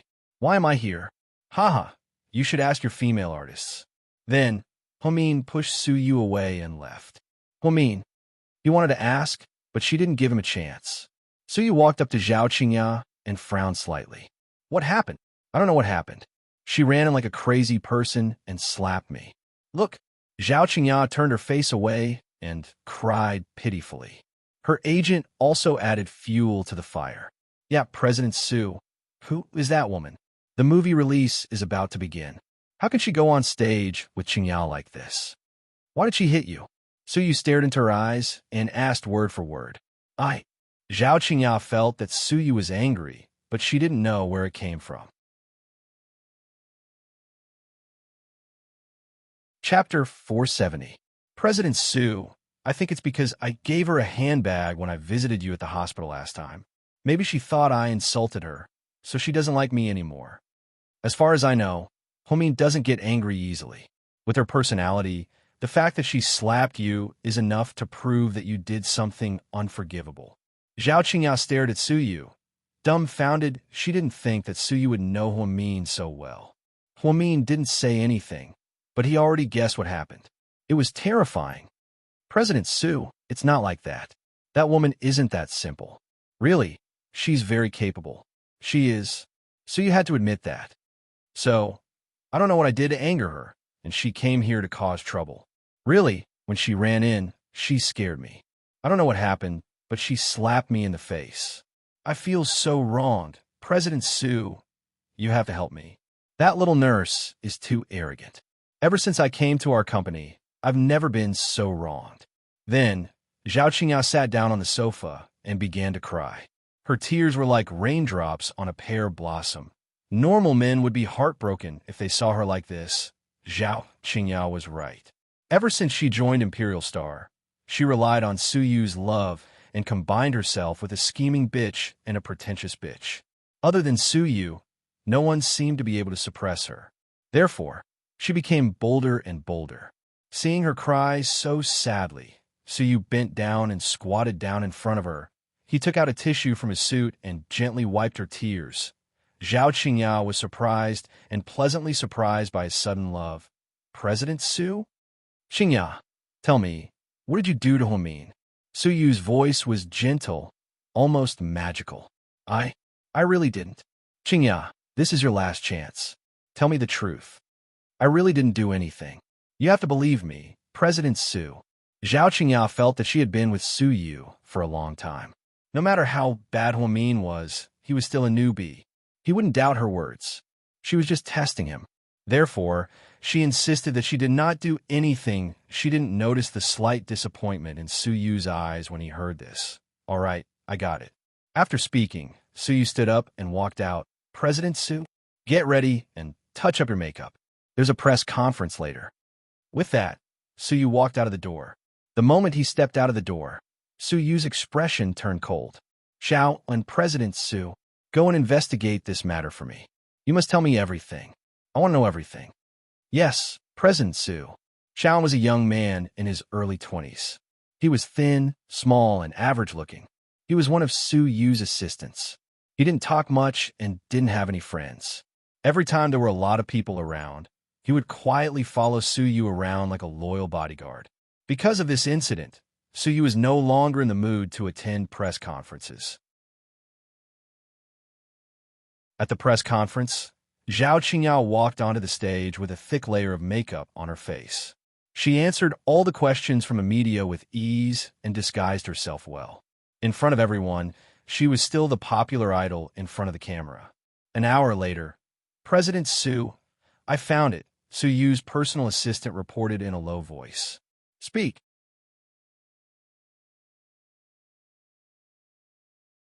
Chapter 471.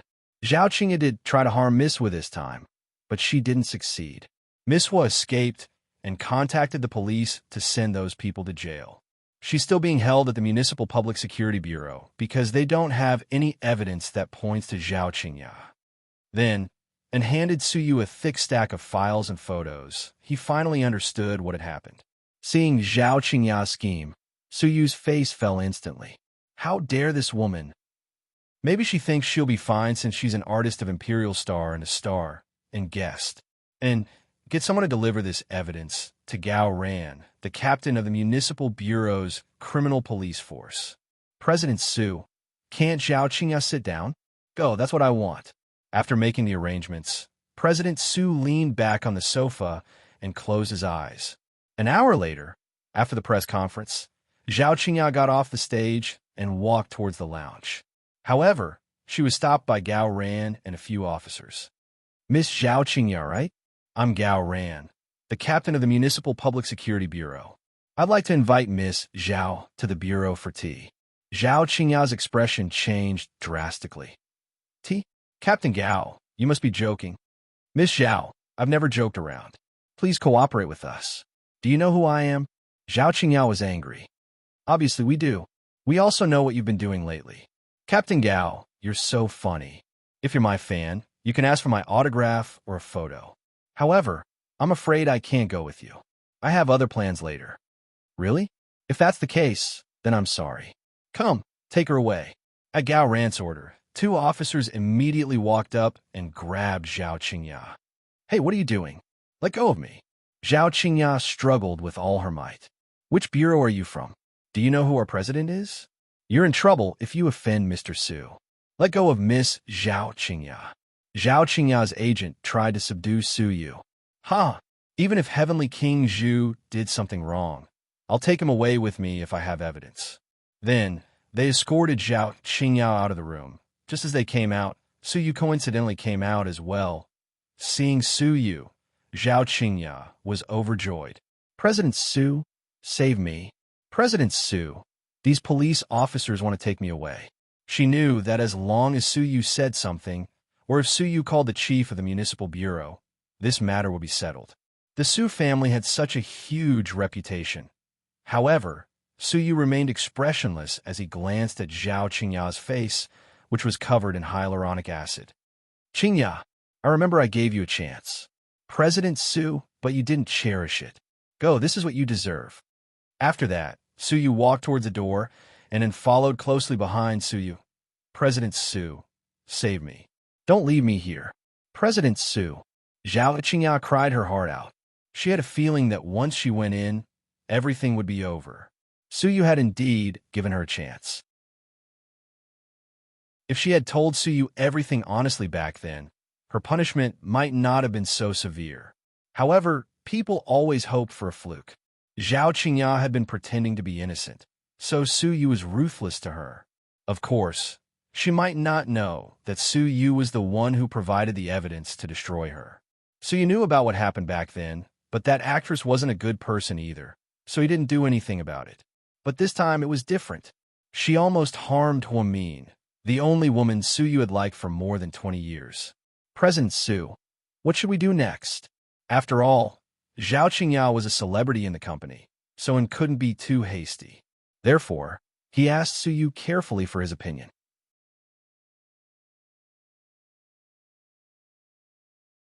Chapter 472. Tell the police station to keep a low profile and don't let anyone know about this. Tell the PR department to spread the news that Zhao Qingya is leaving the entertainment industry due to illness and is going abroad for treatment. Okay, and nodded. When Gao Ran received the package at the Municipal Public Security Bureau, he immediately came to arrest Zhao Qingya with his men. There was too much evidence, including a phone call between Zhao Qingya and the middleman. There was a record of Zhao Qingya's assistant transferring money to the middleman, and there was even a video of Zhao Qingya ordering an actress to be killed. There was a ton of evidence. Gao Ran didn't know who sent all this, but he knew that Zhao Qingya was done for. Since she was a celebrity under Imperial Star, they kept a low profile and locked her up. To the public, Imperial Star only announced that Zhao Qingya was going abroad for treatment, and the media reported that Zhao Qingya was suffering from depression. Maybe it was because she was under too much pressure. Huamin wasn't surprised to see this at all. She believed that Su Yu would investigate. Once Su Yu found out, he probably wouldn't go easy on Zhao Qingya. She knew that Su Yu was obsessed with her, so he definitely wouldn't let Zhao Qingyao off the hook. However, she didn't expect that Su Yu would personally send Zhao Qingyao to prison. Since there was a ton of evidence, and she had a criminal record, Zhao Qingyao was sentenced to 8 years in prison after being charged by the police. However, she didn't want to accept it and wanted to appeal, so she had to wait for the second trial. After Gao Ran took care of everything, he sent a WeChat message to Huamin. Did Qinchu do this? He's so ruthless. Huh. There's so much evidence, it's scary. For a woman like Zhao Qingyao, 8 years in prison was enough to destroy her life. 8 years was enough to turn her from superstar into a prisoner with nothing. All of her assets were confiscated, and her agent was sentenced to 1 year and 9 months for being an accomplice. It wasn't him. Who else could it be? You don't have to ask. Just don't let Qinchu know. Huamin actually felt uncomfortable after using Su Yu. However, this was the only way to punish Zhao Qingyao. Huamin wasn't a saint, so he didn't need to pity that evil woman. So you knew Huamin well. Even if she didn't say anything, he would find out the truth. Was Huamin's plan know that Huamin? Maybe Su Yu knew that he was already being used by Huamin. Su Yu didn't regret using him to get rid of Zhao Qingyao, because he felt he should do it for Huamin. If it weren't for Huamin, Zhao Qingyao wouldn't have caused trouble for Huamin. Everything happened for a reason. Huamin didn't get angry after being used. This was one of the smartest things about Huamin. It was enough to prove that he was considerate. He didn't want Qinchu to make a move because he was afraid that if Qinchu directly attacked Zhao Qingyao, it might anger Su Yu. After all, one had to look at the owner before beating a dog. Okay, I got it. Goddesswa, you have to be careful in the future. Don't let anything happen to you again. Zhu Lingling and I were scared to death. Since when did your name become tied to Linglings? Huamin asked with a smile. Ahem. No, you heard wrong. What I meant was that we're both good friends of yours. Of course we're worried about you. Don't worry, I'm a doctor. The needles and medicine I carry around with me are enough to make them suffer. Huamin chuckled. Okay, being a doctor is scary. In the future, when I get married, I definitely won't marry a doctor. Who knows, one day, if I get into an argument or have an affair, they'll give me a shot of euthanasia? Huamin laughed. So, there's a reason why Qinchu is so scared of me. Haha, let's stop fooling around. Let's get down to business. Your birthday is in a few days. Have you thought about how you're going to celebrate it? You remembered? Huamin was surprised. Qinchu wasn't the only one who told me about it. Zhu Lingling told me too. Everyone wants to give you an unforgettable birthday. How can I forget it when you've already told me so? Do you know what Qinchu prepared for you? Gao Ran asked mysteriously. Chapter 473. I don't know. Just wait. You'll be surprised when the time comes. It sounds like you know. Can you tell me a little? Huamin asked with a smile. No way. Qinchu will kill me. That's all. After speaking, Gao Ran hung up the phone. She knew how good Qinchu was to her. Therefore, this birthday was very important to Qinchu. Huamin, who was born in September, sadly became a Virgo, the most disliked sign among the 12 zodiac signs. This was because Virgos were misophobic and had zero tolerance for cheating. It was said that it was very difficult for them to fall in love. If they fell in love, they would love them for the rest of their lives. It was very tiring to live with such a stubborn zodiac sign. After work, when Huamin returned home, Qinchu was already home. So early today? Yeah. What do you want to eat tonight? I'll make it. We're not eating at home tonight. Where are we going if we're not home? What do you want to eat this time? Huamin asked with a smile. We're going back to the old mansion. Why do you want to go back? Huamin felt a little uncomfortable when she heard Qinchu mention the old mansion. You're my wife. Of course you have to go back. Also, didn't you say that you want to go to our house for dinner? When she thought of that, Huamin didn't know whether to laugh or cry. I said it out of anger to make your mom angry. I didn't really want to go. I was just saying it. Why did you take it so seriously? I'm a man of my word. Who knows if my mom is still waiting for you at home? Don't scare me. She'll wait for me. If she waits for me, she'll kill me. It's okay. With your husband here, who would dare? After speaking, Qinchu ignored Huamin's objections and put a jacket on her. The two walked out hand in hand. I'm probably going to drink with my dad later. You drive, honey. Sure. Drive your car. Seeing that Huamin was about to go to the Maybach, Qin Chu suddenly said, "Wasn't my car repaired?" Huamin was stunned. "No, it's not that one. It's this one." He pointed at a brand new silver gray Audi R8. "Ahem. Is this the new car you bought for me?" "Well, it's a little cheap, but Audi is a low-key brand that suits your personality. It's also imported from Germany, so it's very suitable for you." "Cheap? Are you kidding me, Mr. Qin?" Huamin was speechless. Did Qin Chu think she didn't know anything about cars? With the current luxurious configuration of this car, it would cost at least 2 million yuan. It was not cheap at all. Originally, I had my eyes on a limited edition Ferrari, but I felt that it was too high profile. I was afraid that it would be unsafe for you to be targeted. Huamin was speechless. "I'll go with this one." "Huh, this one is pretty good." Compared to a flashy car like a Ferrari, Huamin still preferred an Audi. If she drove a limited edition Ferrari to Southside, it would probably explode, because even Deputy Director Guo's car wasn't as flashy as hers. It would attract unwanted attention. Huamin carefully took the keys and sat in the driver's seat. Qin Chu sat in the passenger's seat and even helped Huamin fasten her seatbelt. "Honey, drive slowly. My life is in your hands. Don't worry, it'll be fine." Then, Huamin stepped on the gas pedal, and the car zoomed out. Qin Chu was scared out of his wits. He began to think, was buying a sports car for Huamin the right decision? Qin Manor. Qin Chu and Huamin got out of the car. Then, Qin Chu took out a few bags of expensive bird's nest and sea cucumber from the trunk. It seemed like he had already prepared this beforehand. "Let's go. It'll be fine." Qin Chu grabbed Huamin with his other hand and pressed the doorbell. "Madam, young master is back." The housekeeper was very happy to see Qin Chu. Lady Qin walked down the stairs in a deep red velvet cheongsam. The moment she saw Huamin, her expression changed. "Mom, I brought your daughter-in-law home for dinner." Qin Chu smiled and squeezed Huamin's hand.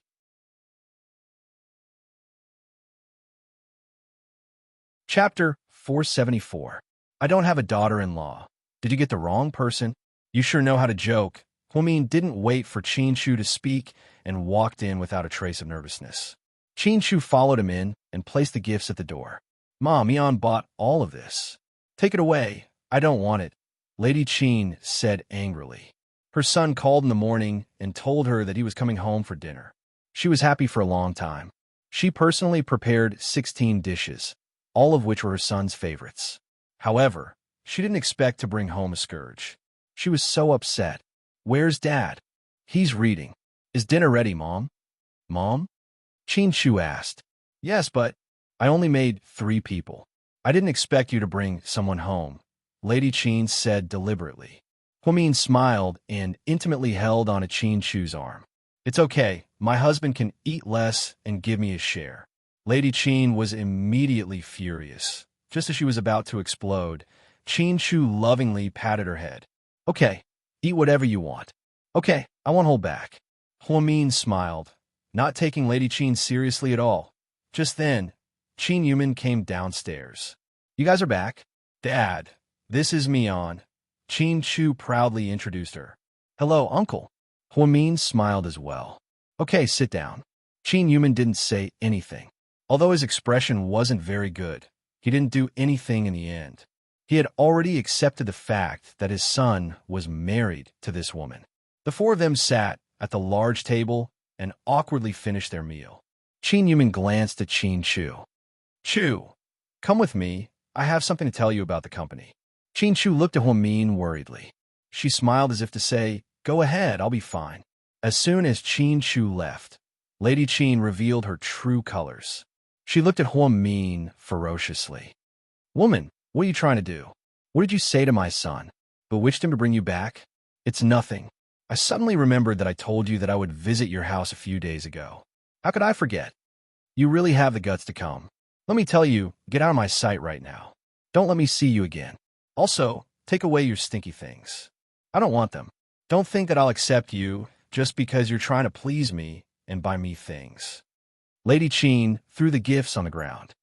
"Huh, you make it sound like I'm willing to accept you. Let me tell you, I didn't buy those things. Chin Shu bought them. Do you think I'll spend a penny on you when our relationship is so bad? You're thinking too much. You can throw them away. They're Chin Shu's money anyway. Oh, right, I forgot to tell you. Do you see there are 8 outside? Chin Shu just bought it for me. As long as I like it, he's willing to buy it for me. Didn't you say that I've always wanted your money? Indeed, it feels good to have money. You shameless woman. I really don't know why my son likes you. How dare you say that? You've done everything you can to make my son spend money on you. If you want money, just name a price. How much is it? I'll give it to you. I'll treat it as a beggar. Take the money and get out of my house. Don't discuss my family. I'm sorry, but you can't afford the amount I want. I want the entire GK Corporation. You. Lady Chin was so angry that she couldn't catch her breath. She fell onto the sofa. Just then, Chin Shu and his father walked downstairs. Chapter 475. Just as Lady Chin was about to cry and complain, Huamin immediately went up to help her up. Auntie, are you okay? It was too dangerous just now. Why are you wearing high heels at home at night? What if you fell? You? I'm sorry. I can only call you Auntie because you and Uncle didn't pay me to change the way I address you. Huamin continued to smile and stopped Lady Chin from talking. Chin Shu walked downstairs and smiled. Did you see that? My wife isn't happy that you didn't give her a red packet. We still have to give you a red packet. When we find a good day, we'll hold a dinner party for you guys, Chin Yumin said slowly. Thank you, Uncle. Huamin smiled and walked up to Chin Shu. Lady Chin was so angry that tears came out of her eyes, but she couldn't say anything because Huamin stopped her. Look, you're an adult now. Why are you crying after falling? Chin Yumin walked over to support his wife. Thank you for dinner. We're leaving now. We'll visit you guys more often in the future. Well, emphasize the word more often. Then, she grabbed Chin Shu's arm and walked out.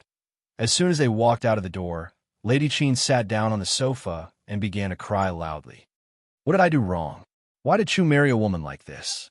He's forcing me into a dead end. What's going on? Chin Yumin was confused when he saw how emotional his wife was. Didn't you see how good that vixen was at acting?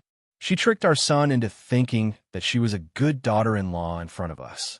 You don't know how she treated me when you guys went upstairs. Inside the Audi R8, did I go too far?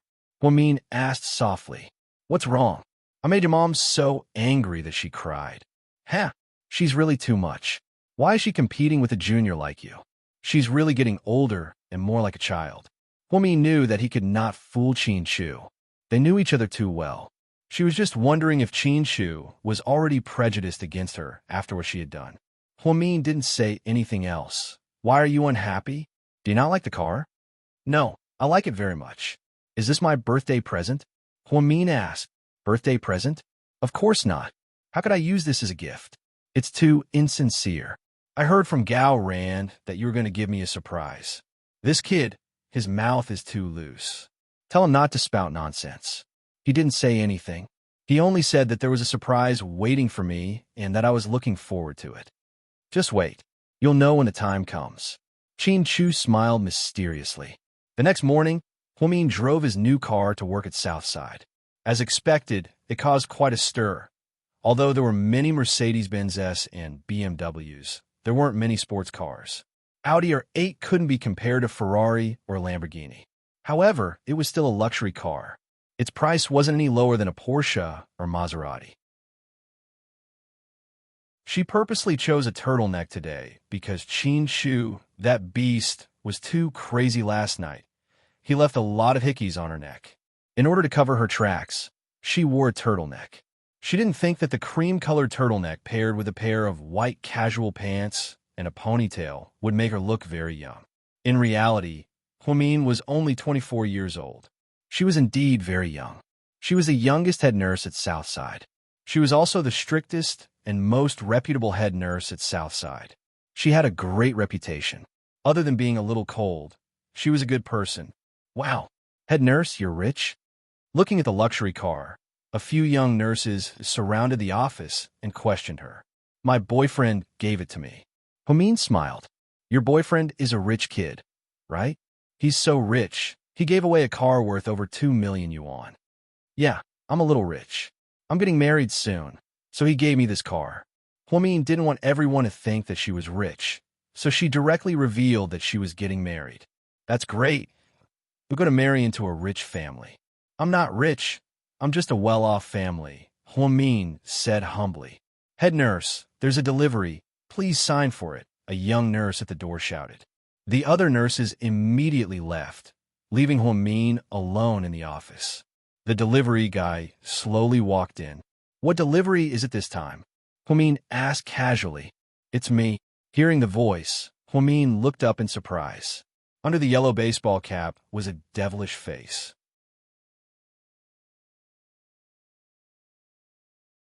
Chapter 476. Suyu? Why are you dressed up like this? Huamin almost went crazy when he saw that the deliverman was actually Suyu in disguise. The media has been following me closely lately. I have to be careful when I go out during the day. Why are you looking for me? Can't I come to see you because I miss you? Suyu casually sat down in the chair across from Huamin.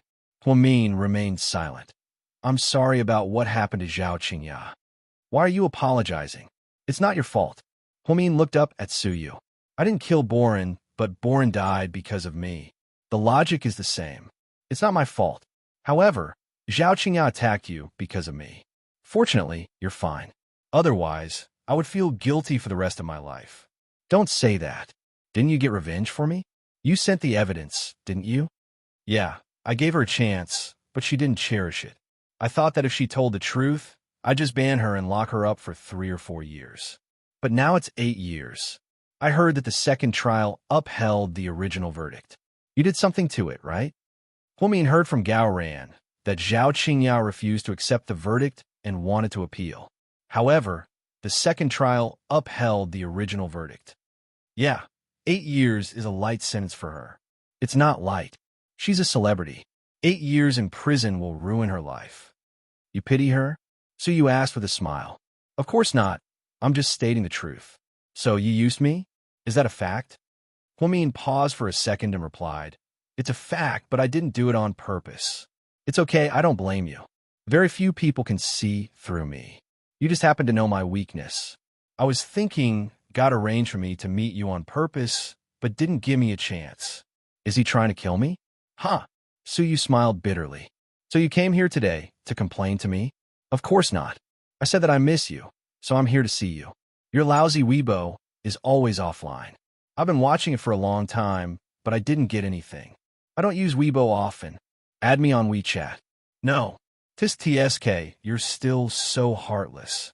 Suyu laughed. He knew that Huamin was still so unreasonable. Did you change your car? He saw that Huamin's parking space had been replaced by an Audi R8. Yes. Qin Chu is really stingy. If you were my wife, I would definitely give you a Bugatti Veyron. Huamin, I like Audi.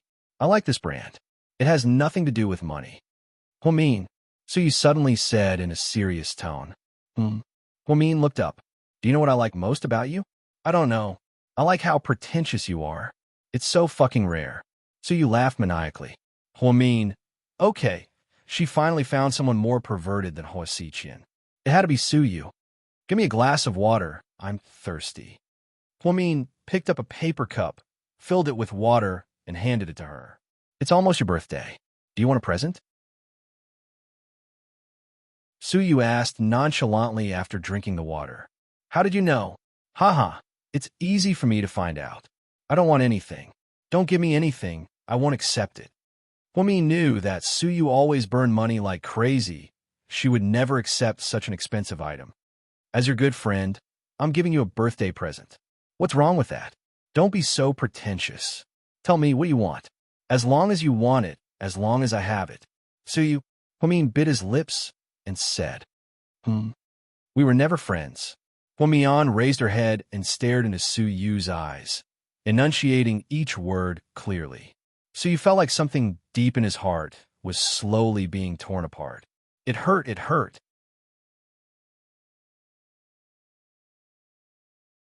Chapter 477. Yes, you're right. We're never friends. Suyu lowered his head and repeated Huamin's words. To be exact, Suyu felt that he already had deep feelings for Huamin, but Huamin never accepted any of his kindness. She didn't want the things he gave her, and she rejected everything he wanted to be nice to her. From the very beginning, she knew who she was. Even if no one reminded her, she didn't want to have too much to do with Suyu. I'm sorry.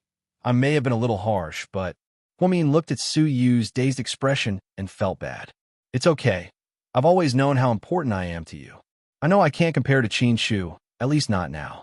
But Huamin, remember, Suyu, may have a bad reputation in the past. And I'm a jerk, but from this moment on, I'm going to work hard to become the most important person in your heart. Even if I can't replace Qin Shu, I'm going to be the most important person in your heart. Whether it's a friend or a lover, I'm going to work hard for this goal, and I'm not going to give up. Suyu's words really shocked Huamin. Suyu didn't look like he was joking. Huamin was very worried and wanted to make it clear to Suyu. He didn't want to give him any hope. Suyu, don't be like this. It's impossible between us, and it's impossible. It's not up to you whether it's possible or not. It's up to God. I believe that if God arranged for me to meet you, it wasn't just to play with me. Goodbye. After that, Suyu didn't give Huamin a chance to speak. He turned around and left.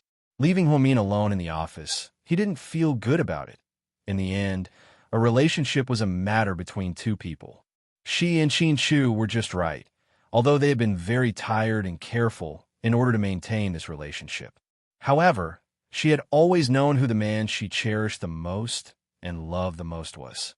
And Suyu's involvement would not only make the space too crowded, but most importantly, with Suyu's wealth and conditions, there was absolutely no need for him to bear the charge of being a third party. Moreover, Huamin had never thought of herself as a peerless beauty, and there was nothing about her that could attract men. However, Suyu seemed to have been bewitched, stubbornly refusing to let go. Suyu left the recuperation area with a heavy heart. He took off his weird delivery suit and put on a luxurious branded one. Then, he drove his cool Lamborghini all the way to a certain club. Wow, you're early today. Tang Chuan was quite surprised to see Suyu not in the company, but in the club at this time. Look at your face. I'm guessing you're not happy. What's wrong? You look like you're not satisfied. Do you want me to find a woman to put you out? Wei Liao laughed as well. Suyu didn't say anything. He walked over and sat down. Then, he poured himself a glass of wine and downed it in one gulp. It's her birthday soon. Who? Whose birthday is it? Tang Chuan froze. Who else could it be? The girl she loves, of course. Why, it's her birthday. So you want to do a good job? Wei Liao immediately guessed Suyu's intentions. Yeah, help me think, what gift should I give her? How can I give her an unforgettable birthday? That's easy. Send out your cruise ship, go to international waters, and party for 24 hours until dawn, Tang Chuan suggested. How lame. Suyu gave him a cold look. Why don't you book the entire Ritz-Carlton and invite all the artists under your company to party for her birthday? That's too ostentatious. Won't the whole city know about it the next day? Then I don't have any better ideas. Old Wei, you do it. Tang Chuan proposed 2 ideas, but they were both rejected by Suyu. He directly threw the hot potato to Wei Liao. Wei Liao smiled evilly. Suyu knew that he was up to no good.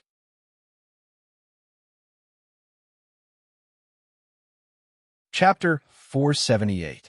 Sure enough, Wei Liao said slowly, in my opinion, don't be too ostentatious.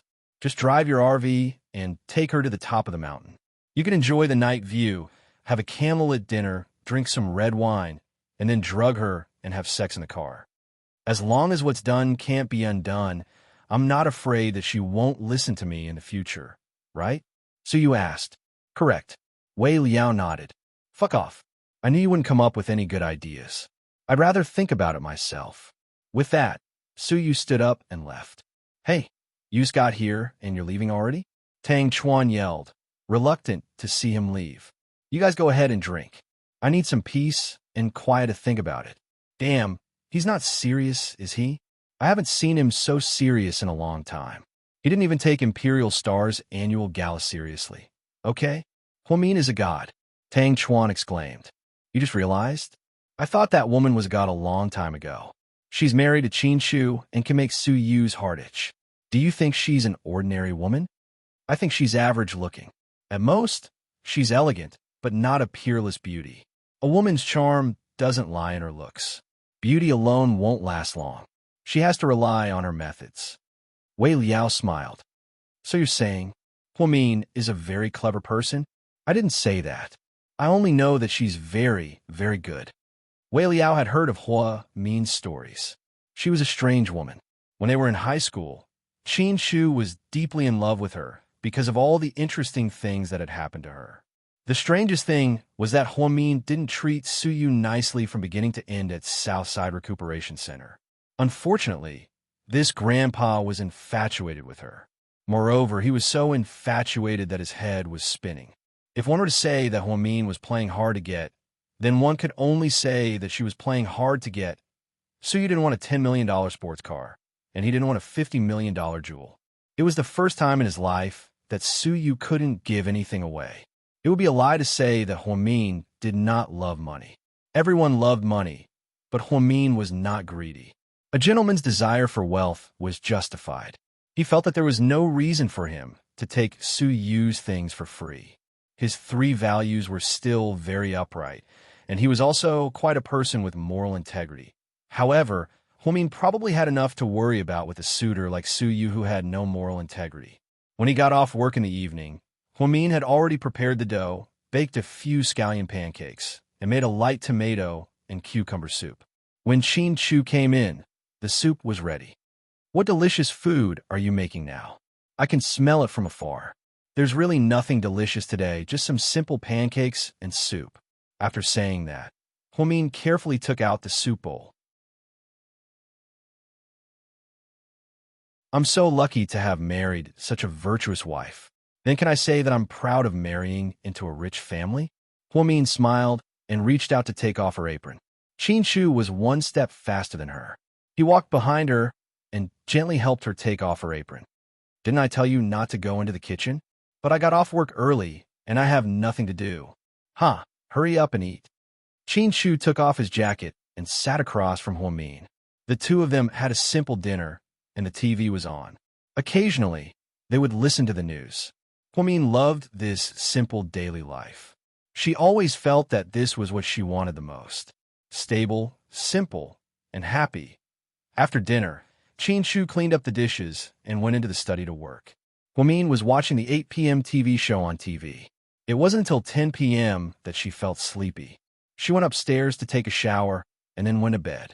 At this time, Qin Shu also finished his work. After taking a hot shower, he went to bed and hugged Hua Min. He lovingly kissed her on the cheek. You're so mushy. Hua Min chuckled. I can't get enough of kissing my wife. Of course, if you kiss someone else's wife, you'll be in trouble. You've always been a sharp-tongued person. There's only one way to deal with that mouth of yours. What? Hua Min was shocked.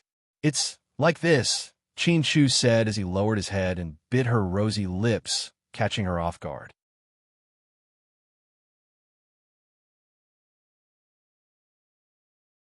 Chapter 479. After a round of tenderness, Hua Min was a little shy. She hid under the blankets and refused to come out.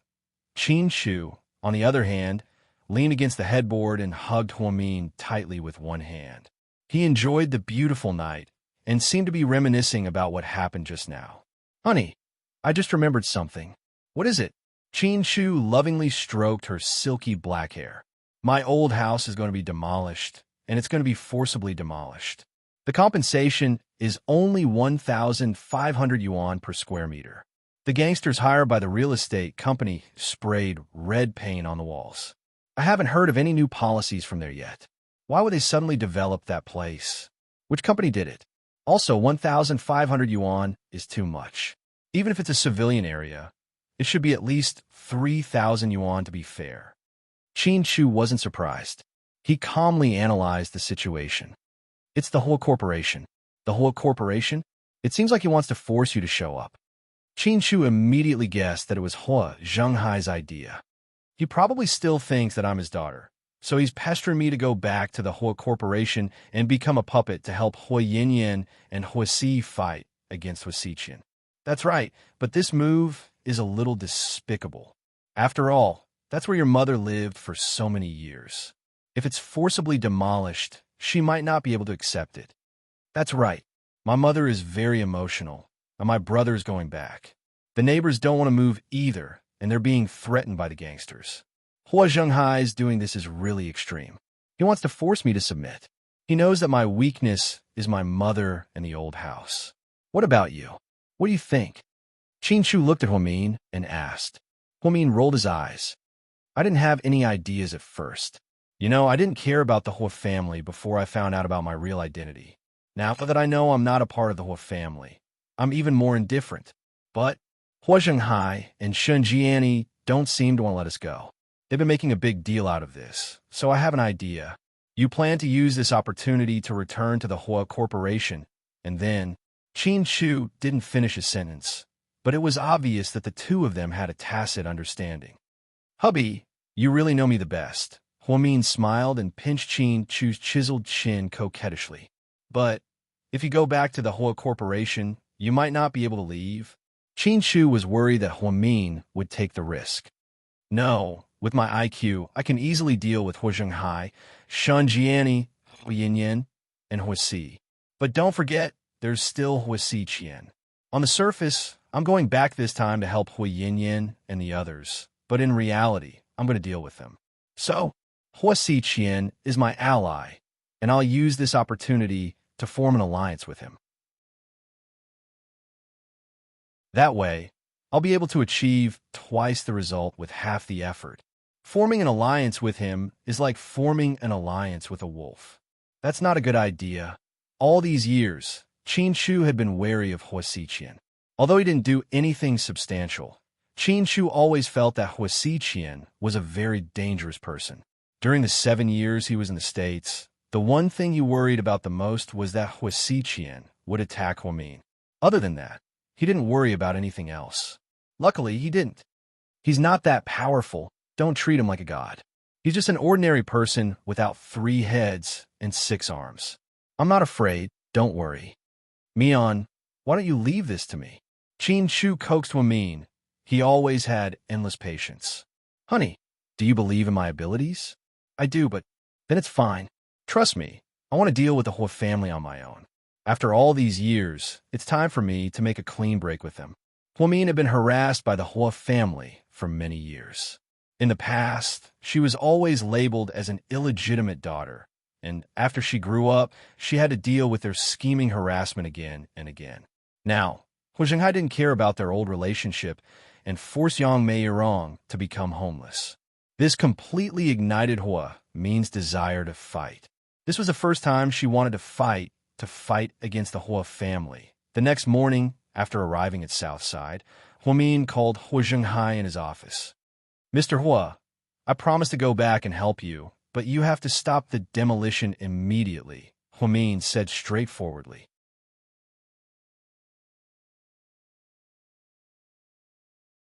Chapter 480. Hua Corporation Headquarters, President's Office. Hua Zhenghai was very happy to receive Huamin's call. Threatening to demolish GK was indeed effective on Huamin. This was much easier than Shun Jiani begging them. That's why I say, these poor people are really stubborn. They don't agree to it, even though it's easy to negotiate, and they insist on forcing me to make a move. Hua Zhenghai was very satisfied with Huamin's compromise and stopped the forced demolition. His plan was simple. First, he would force Huamin to come back and get closer to him. Second, he would try to get Huamin to gain a foothold in the company and help Hua Si come back to China to solve the problem. Then, there was the most important third step. When Huamin fell for his fake fatherly love, he would propose a partnership with GK. Through Huamin, he would be able to climb up the big tree that was Qin Shu. It was killing 3 birds with 1 stone. President's office. President Hua, that's what happened. The assistant explained everything to Hua Si Qian. Hua Si Qian was in a great mood as he played with a miniature globe in his hand. President Hua, Ms. Hua is coming back to help the president. How can you still be in the mood to smile? Of course I'm happy that little sister Mian is back. She's finally coming home, Hua Si Qian said with deep meaning. But she's our enemy. She's on Hua Yinyan's side, the female assistant said anxiously. No, she's not our enemy. She's our lucky star. Okay, you can go back to work. Yes, President Hua. The female assistant turned around and left. Hua Xiqian slowly stood up and looked at the traffic outside the window. Hua Xinghai's move was great. He forced Huamin to come back, but Hua Xiqian knew that Huamin wasn't compromising. She came back for revenge. Ever since he was young, he knew Huamin too well. She was never a coward. Moreover, if he wanted to solve the demolition problem, Qin Shu alone could solve it in minutes, but Qin Shu didn't do anything. This meant that Huamin wanted to solve this problem himself. Looking at the tall buildings in the distance, Hua Xiqian reached out his hand and drew a heart on the tempered glass. Then he smiled devilishly. It's little sister Mion's birthday soon. What gift should I give her? Huamin's birthday was on September 18th, which was the day of the most famous incident in history. Until now, on this day, every year, Sea City would still sound the alarm to remind its citizens to remember their history and not forget their national humiliation. On the morning of September 17th, Huamin received many gifts when he went to the rehabilitation center. Everyone knew that she was a cautious person, so they didn't dare to give her expensive gifts. Most of them were small trinkets. Some of the nurses gave her dozens of yuan worth of scarves, some gave her anti-radiation glasses, and some gave her anti-smog masks. Head nurse, happy birthday in advance. How'd you guys know? It's on your resume. Plus, our hospital gives gifts to the leaders like you. I heard that you have a day off, and we even prepare a health supplement for you. I heard it's bird's nest this year. TSK, I'm so jealous. The nurses chattered. Huamin smiled. Thank you for your gifts. I'll treat everyone to lunch. How about ordering food from Gluttonous Uncle? Yay. Thank you, head nurse. The nurses were overjoyed. Gluttonous Uncle was a famous takeout restaurant in the city. The food was delicious, but it was a little expensive. Huamin got up and was about to do her rounds when she suddenly saw the young man from room 7 standing at the door. Sister, I heard that tomorrow is your birthday, but you have a day off, so I prepared a gift for you. Then, the young man took out a plush doll that was about a meter tall. It was modeled after the Scarecrow in League of Legends. It wasn't cute and was even a little weird, but Huamin liked it because it was a gift from the young man. Thank you, Jiaming. Huamin took the doll. I could be discharged in 3 days. I'm recovering well. Thank you for taking care of me all this time. Why go back to school? I'll listen to you and study hard. Good luck. Looking at the rebellious and tyrannical young man with a bright smile, Huamin felt her mood lighten up at this moment. Her WeChat beeped. It was a reminder. Huamin looked down and saw that someone had sent her a red packet. No way. So early. My birthday isn't until tomorrow? Huamin opened WeChat curiously to see who was so annoying.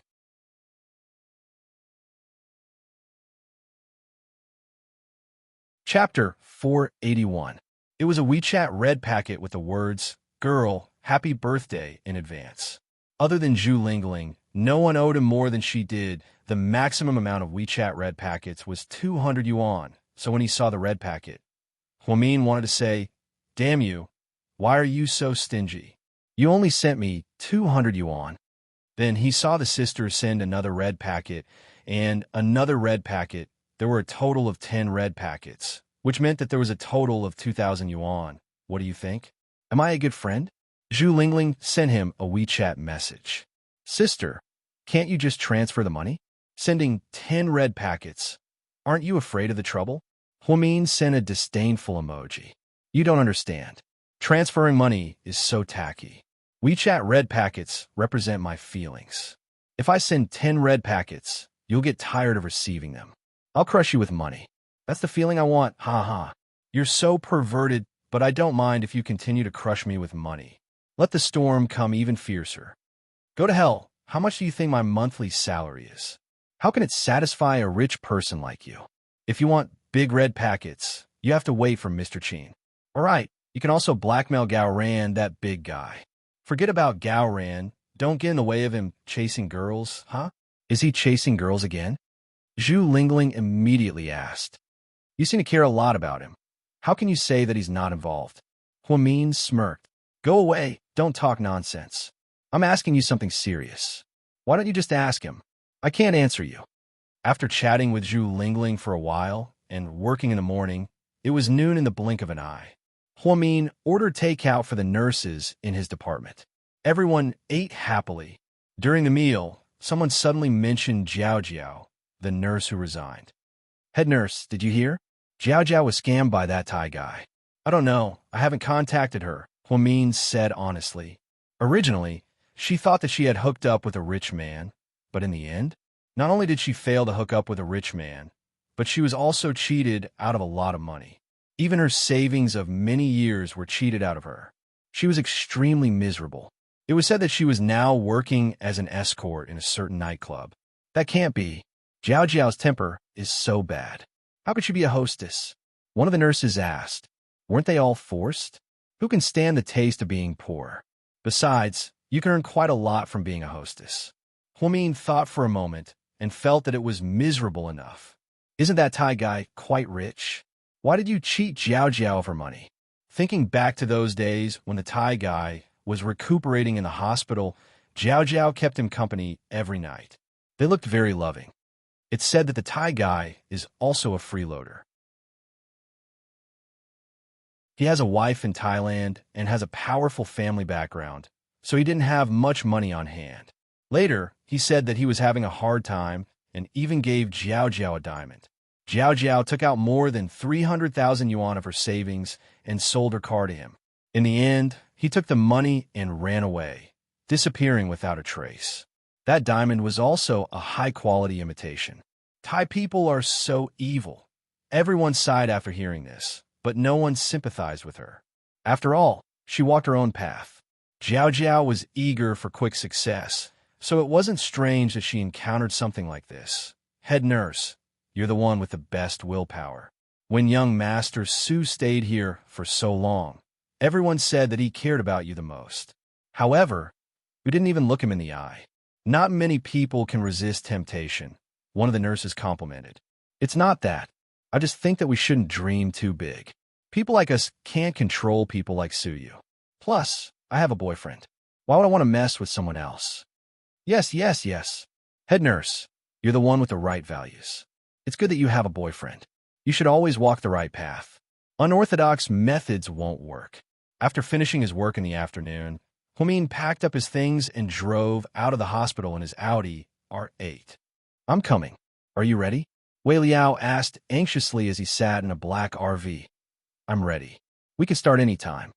I'm counting down from 10. 10, 9, 8, 7, 6. Wei Liao seemed to be very nervous. He looked through his binoculars and saw Huamin's silver Audi R8 about 300 meters away.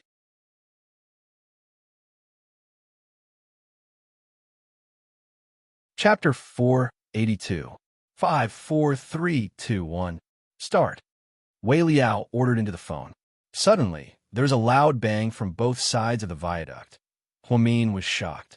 She thought that her car's tire had burst. She looked up and saw that there were fireworks on both sides of the viaduct. Red, blue, green, purple, and pink. In short, the colorful fireworks were especially beautiful. Every time the fireworks bloomed, they would faintly turn into words. When combined together, they actually read, Happy Birthday. Huamin drove slowly. Just like this, the places her car passed by were filled with fireworks. It was as if they were deliberately designed for her.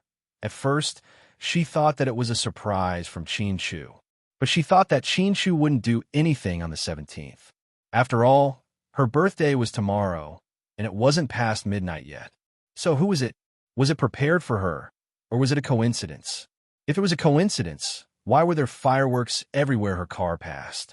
Fireworks were strictly prohibited in the city. It was said that agricultural fairs were not allowed, except for New Year's Eve. No department had the right to brazenly set off fireworks like this, unless that person was very powerful. Suddenly, Huamin thought of someone. It must be him.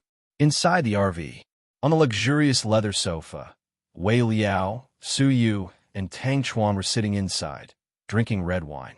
The car slowly followed Huamin, not far behind. The places they passed by were filled with fireworks. Isn't her birthday tomorrow? Isn't it a little early today? Tang Chuan muttered. She's celebrating with her husband tomorrow. We won't have a chance to set off fireworks, okay? Wei Liao rolled his eyes at Tang Chuan. Old Wei, can you not be so blunt? Our young master Su's heart is pounding. Su just held his glass of red wine and looked at the fireworks by the roadside. He didn't say a word. He seemed to be thinking about something. Lord Su, I didn't know you could be so romantic. If I were a woman, I would definitely marry you. I don't want you. Don't disgust me. Su Yu smiled. But seriously, if you do this, will she know it's you? Tang Chuan was a little worried. She doesn't need to know. She just needs to appreciate it. Su Yu said quietly. The fireworks along the way attracted a lot of onlookers. Many people stopped their cars to take videos and post them on their moments. Even Jixin uploaded a video to his WeChat moments. Which big brother did this? It's so romantic. But from the looks of it, these fireworks must have burned a lot of money. So I think this is a game between rich people. Huamin looked at it and sighed slightly. Su Yu's actions really surprised her. Was there really any meaning to this? Lord Su, don't just stand there. There's a turn ahead. They're almost home. It's your turn. Wei Liao put down his wine glass and reminded Su Yu. Su Yu also put down his wine glass and slowly stood up. Speed up, catch up to that Audi R8 and force her to stop, Su Yu ordered the driver domineeringly. The driver stepped on the gas pedal and immediately sped off. He suddenly stopped not far in front of Huamin. Huamin was so scared that he immediately stepped on the brakes as well. Then, Su Yu, wearing a black leather jacket and beige casual pants, walked out of the RV. He walked up to Huamin's car and knocked on the window. Get out. No. Why? Su Yu raised his eyebrows. I don't know what you're up to this time. You're not going to force a kiss on me, are you? I'm telling you, Su Yu, don't do anything stupid. We're on the street, and there are so many people watching. Huamin was scared out of his wits and was very wary of Su Yu. He was a madman, and if he really did something out of line, how would he explain it to Qin Shu?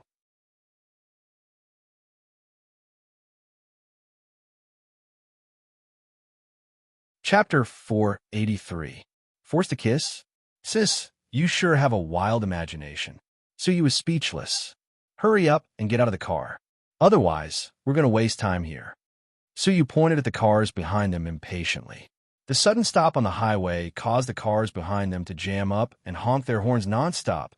The traffic police immediately rushed over, but when they saw that it was Su Yu, they didn't dare to approach. Instead, they held on to their walkie-talkies and tried to calm the cars behind them. Huamin turned around and was shocked. In less than a minute, there were at least 40 to 50 cars blocking the road. The scene was quite spectacular, and the beeping sound made her feel unusually frustrated. Finally, she decided to get out of the car. Huamin reluctantly opened the car door and got out of the driver's seat. What's the matter? Hurry up and tell me. Su Yu glanced at her, then took off something from his neck and stuffed it into Huamin's hand. Huamin was just about to say that she didn't want it. Su Yu said, Don't worry. This isn't anything expensive. It's just an ordinary bullet shell. I kept it as a souvenir when I was in the army. I thought it looked pretty, so I kept it with me. Happy birthday. If you don't mind it being worthless, please accept it. It's a token of my appreciation. Su Yu was very smart. His words blocked Huamin's way out. He was only giving her a bullet shell, which really wasn't anything valuable. If Huamin didn't accept it, then it would mean that she didn't like it. So this time, Huamin really didn't have a reason to reject it.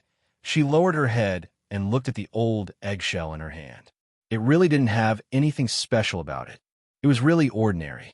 Thank you. Huamin held the bullet shell in her hand and thanked Su Yu. Huamin, happy 24th birthday. After that, Su Yu turned around and left, looking at Su Yu's back. Huamin was momentarily moved.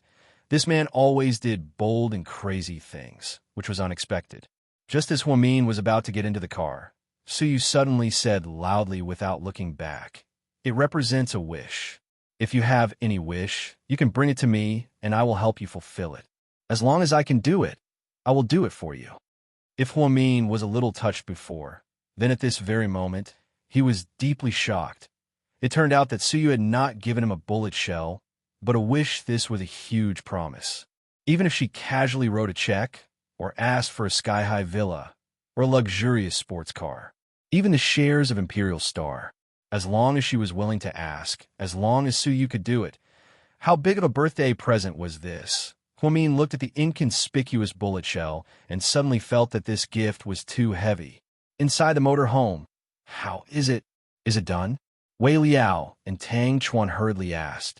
MHM, she accepted it. Perfect, but did you really agree to one of her wishes, even if she asked you to marry her? Tang Chuan questioned. You wish. If only that were the case, our Lord Su would be overjoyed. Wei Liao rolled his eyes at Tang Chuan. There's no rush. She might come to me with a bullet shell when she thinks about it, so you said quietly. Back then, when he was carrying out a mission, he was hit by a bullet when he was fighting with the enemy. At that time, the bullet was in the left side of his chest and almost pierced his heart, almost killing him. Therefore, he felt that it was a lucky bullet shell. After the surgery, he asked the nurse to keep it for him as a memento. Then, he carried it with him all the time. In the blink of an eye, several years had passed. Last night, he suddenly came up with the idea of giving it to Huamin. In the end, he set up this trap today. Fireworks and bullet shell. This combination was unprecedented. So he was a weirdo among weirdos. When Huamin returned home, Qin Shu was still at work. After she cleaned the house, she sat on the sofa and watched TV. The evening news was reporting about the fireworks at Duga. However, the media did not mention Suyu, nor did they dare to at that moment. Huamin's phone suddenly rang.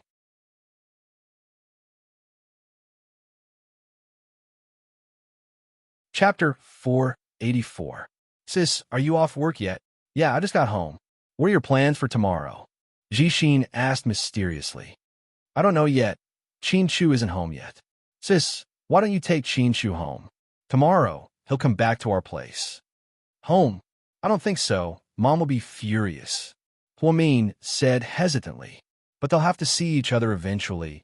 Maybe we can use this opportunity to resolve their relationship. I don't have classes tomorrow, so I'll be home after I take the day off. I'll help you then. Mom won't make things too difficult for you. Although she's been mad at you over this, I saw her by Simul a few days ago. I think she's knitting an autumn sweater for you. It's probably your birthday present.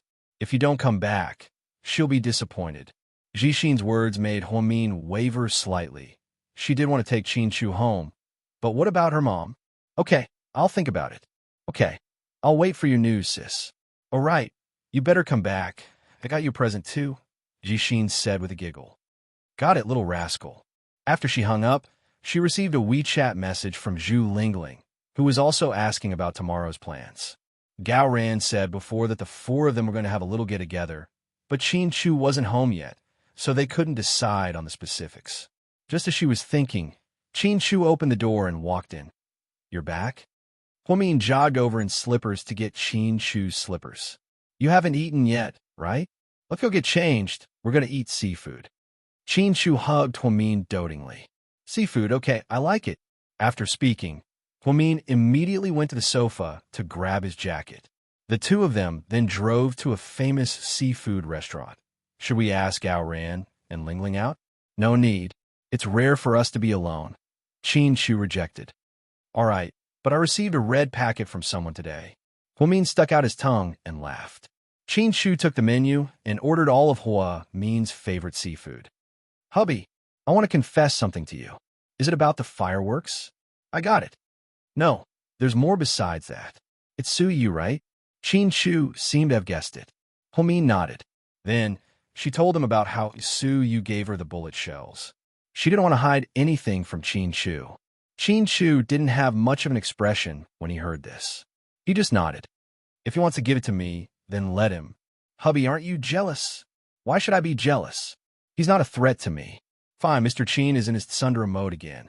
Huamin chuckled. Hubby, what are our plans for tomorrow? Huamin asked expectantly. Nothing much, just work as usual, Qin Shu purposely said. Then, he lowered his head and sipped on his tea.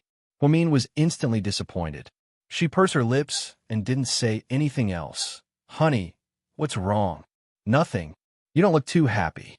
No, I'm born with a sad face. Huamin pouted. Qin Shu's lips curved up slightly.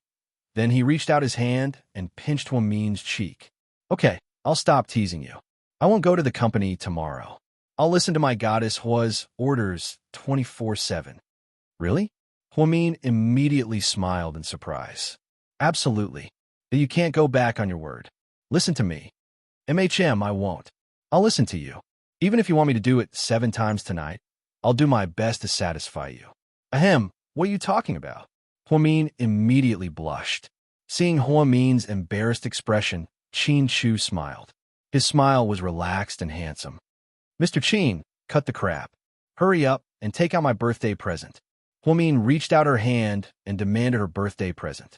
She was looking forward to seeing what Qin Chu would prepare for her birthday after 7 years.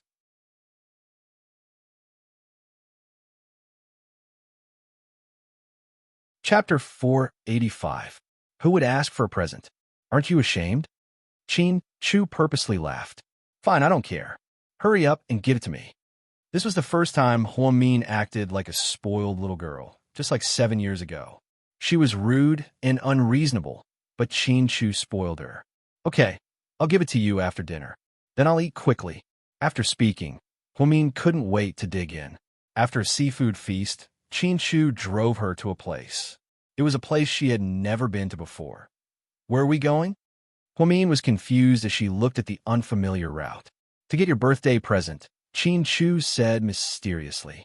Don't be funny. Did you dig a hole and bury my present in the mountains? Huamin asked with a smile when she saw that the car was heading towards South Hill. Something like that. You're so perverted. The two chatted and laughed along the way, and finally, after about 40 minutes, they arrived at their destination. It was indeed South Hill. Apparently, the government was going to develop this area in the future because there were a few natural hot springs here. There were golf courses, resorts, and the largest wetland park nearby. Most importantly, the mountain here faced the ocean. If one stood on the mountain, they would be able to overlook the night view of the entire city. It was very, very beautiful. There had been rumors that GK had bought this land.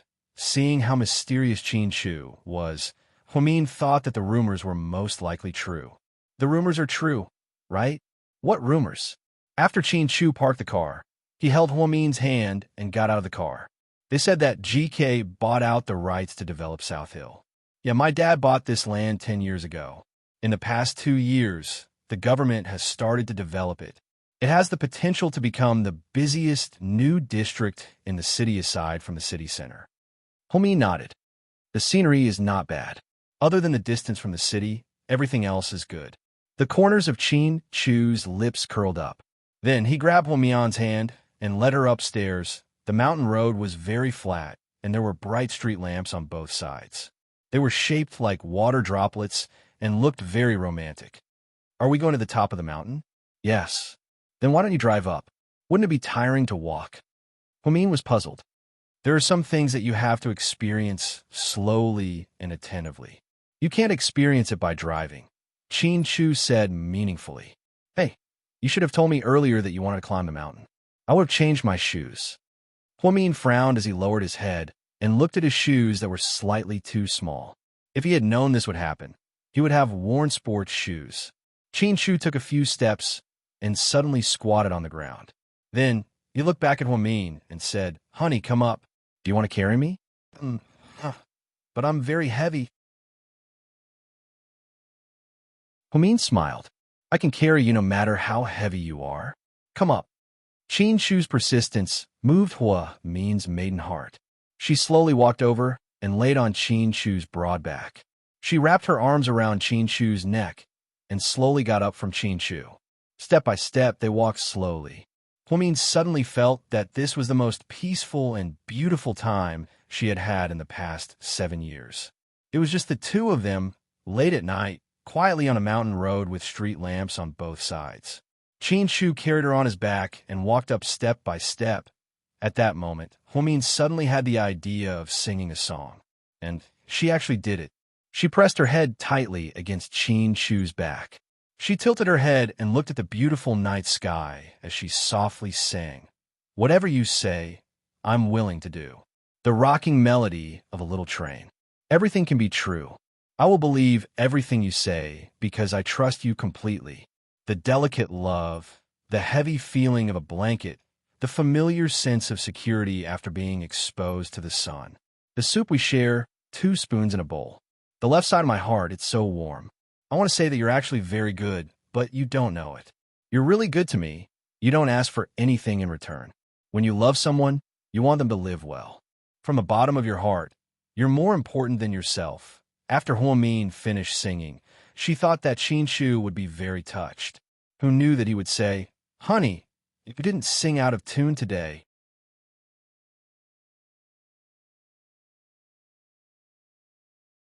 Chapter 486. Puffed. Qinshu, do you have a death wish? How dare you say that I sang out of tune? Huamin raised her head and flicked Qinshu's head. No, I meant that I didn't sing out of tune at all. It's amazing. Huamin, fine. It wasn't her fault that she was tone deaf. Fine. She just didn't have the talent for music. She wanted to sing a song to liven things up, but he didn't seem to appreciate it. Honey. Yeah? Will you carry me for the rest of your life? Huamin suddenly asked in a sad tone. Qinshu paused slightly and stopped walking. Then, he said, as long as you're willing, I'll carry you for the rest of my life. Then I'll eat more and gain more weight. Let's see if you can carry me then, Huamin purposely said with a smile. If I can't carry you, then I'll hug you. If I can't carry you, then I'll carry you, Qinshu said as he walked. Huamin didn't say anything else. Instead, she quietly laid on Qinshu's back and enjoyed the beauty of this moment. She loved Qinshu very much and cherished the time they spent together. However, she always felt uneasy. She didn't think that she was such a lucky person. She didn't think that happiness would come so easily. Therefore, when she was at her happiest, she always worried that she would lose it. Maybe it was groundless fear. Anyways, Huamin always felt uneasy. The more she thought about it, the more scared she became. Therefore, she tightly hugged Qinshu. Honey, are we there yet? After a long time, Huamin felt that Qinshu's steps were very slow. It seemed like he had reached his physical limit. We're here, Qinshu said as he slowly bent down and gently placed Huamin on the ground. When she saw everything in front of her, she felt like she was dreaming because everything was too unreal. Qinshu waved his hand, and the guard at the door immediately opened the door. Looking ahead, there was a green lawn of more than 500 square meters. In the middle was a circular fountain. When the fountain sprayed out, it formed a rainbow arc coupled with the 7 colored lights. It was as dazzling as a real rainbow. After passing through the lawn and the fountain, there was a huge castle in the middle. To be exact, it was a villa in the style of an ancient castle. It was 3 stories tall, but its length and width were both very large. It seemed to be built like a 5-star hotel. On both sides of the door were shallow swimming pools, and in the middle were wooden steps that led to the entrance of the villa. It was luxurious yet dreamy. It was Huamin's first time seeing such a stylish house. He was amazed at first sight. Honey, this is... Huamin looked at Qinshu in disbelief. Your birthday present. It's too luxurious. Qinshu held Huamin's hand and walked all the way to the door. Then he took out a key card and a key. The name here is yours. Do you remember when I told you that the South Hill Villa was being renovated when we got our marriage certificate? Is that why we're living in Imperial Park now? Yeah, I remember. Huamin vaguely remembered something like that. At the time, he thought that Qinshu was just saying it casually. Who knew that the South Hill Villa really existed? But this is such a huge project. How much money and manpower did it take? Huamin couldn't help but sigh. It took me 2 years to build this house. When I was still in the United States, my dad asked me what I wanted for my birthday. I drew this blueprint and told him to build me a house on Nanshan Hill according to it. When I returned to China, the house had already taken shape. I spent 4 months decorating it. Now it's just completed. It's just before your birthday, so I fulfilled one of my wishes. It must have cost a lot. Huamin looked at the huge project and felt his heart ache. Not a lot. It's less than 400 million yuan in total, Qinshu said word by word. 400 million yuan. Oh my god, that's crazy. Huamin felt that spending 400 million yuan on a house was too much. Let's go in and take a look. I'm sure you'll like it. Huamin took the key card and key carefully opened the door, and walked in. Everything in front of her shocked her once again.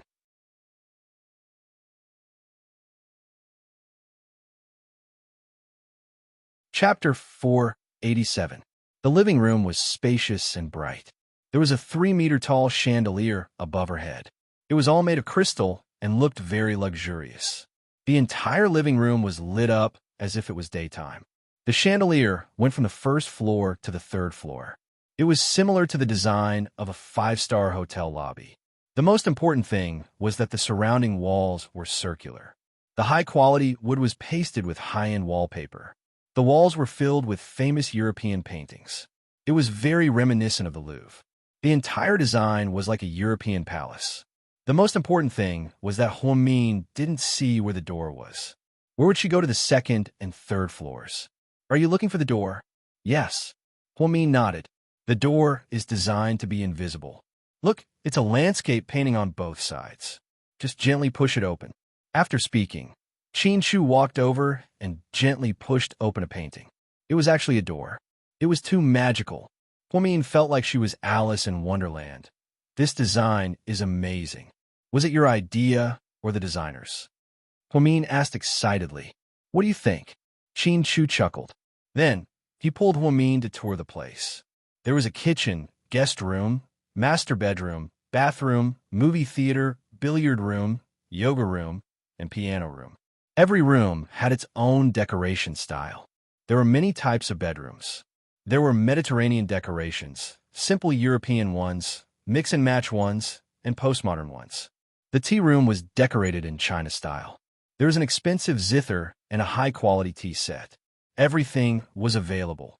Huamin suddenly felt that this wasn't a new home. It was more like a museum.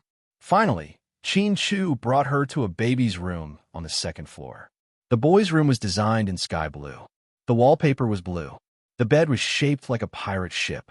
Even the furnishings were some Transformers, robots, Ultraman, Spider-Man, and other superheroes. The girl's room was pink. The wallpaper was musical notes and a moon. The bed was round with a pink curtain. It was very dreamy.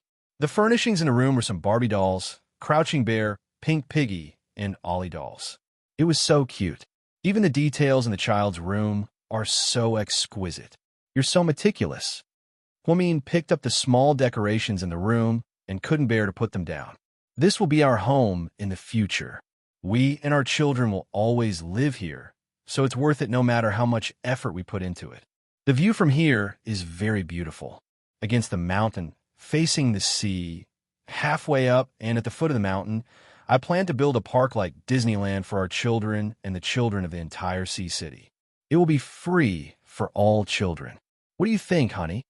Huamin looked at Qin Shu and her heart fluttered slightly. She put her arms around his neck and said, Mr. Qin, do you know how high and mighty you look right now? I'm not that tall. I'm only doing this for our child. This was something that Qin Shu had planned when he and Huamin got married. Later, Huamin said that she wanted a child. Qin Shu was ecstatic. He did all of this in silence, and Huamin just wanted to share the fruits of his labor with him. I'm suddenly so jealous of her. Who? Our child. She's not even born yet, and you're already going through so much trouble. I'm so jealous. Huamin chuckled. Qin Shu pinched the tip of her nose lovingly. You're such an idiot. Hey, okay, let's not talk about this. You're making it sound like I'm already pregnant. It's still early. I don't know when I'll get pregnant. It's okay. We'll just wait for her to come. Of course, we'll work hard to welcome her. Then, Qin Shu carried Huamin up to the master bedroom on the top floor. Huamin looked at Qin Shu's gentle eyes. She was once again lost in his deep love.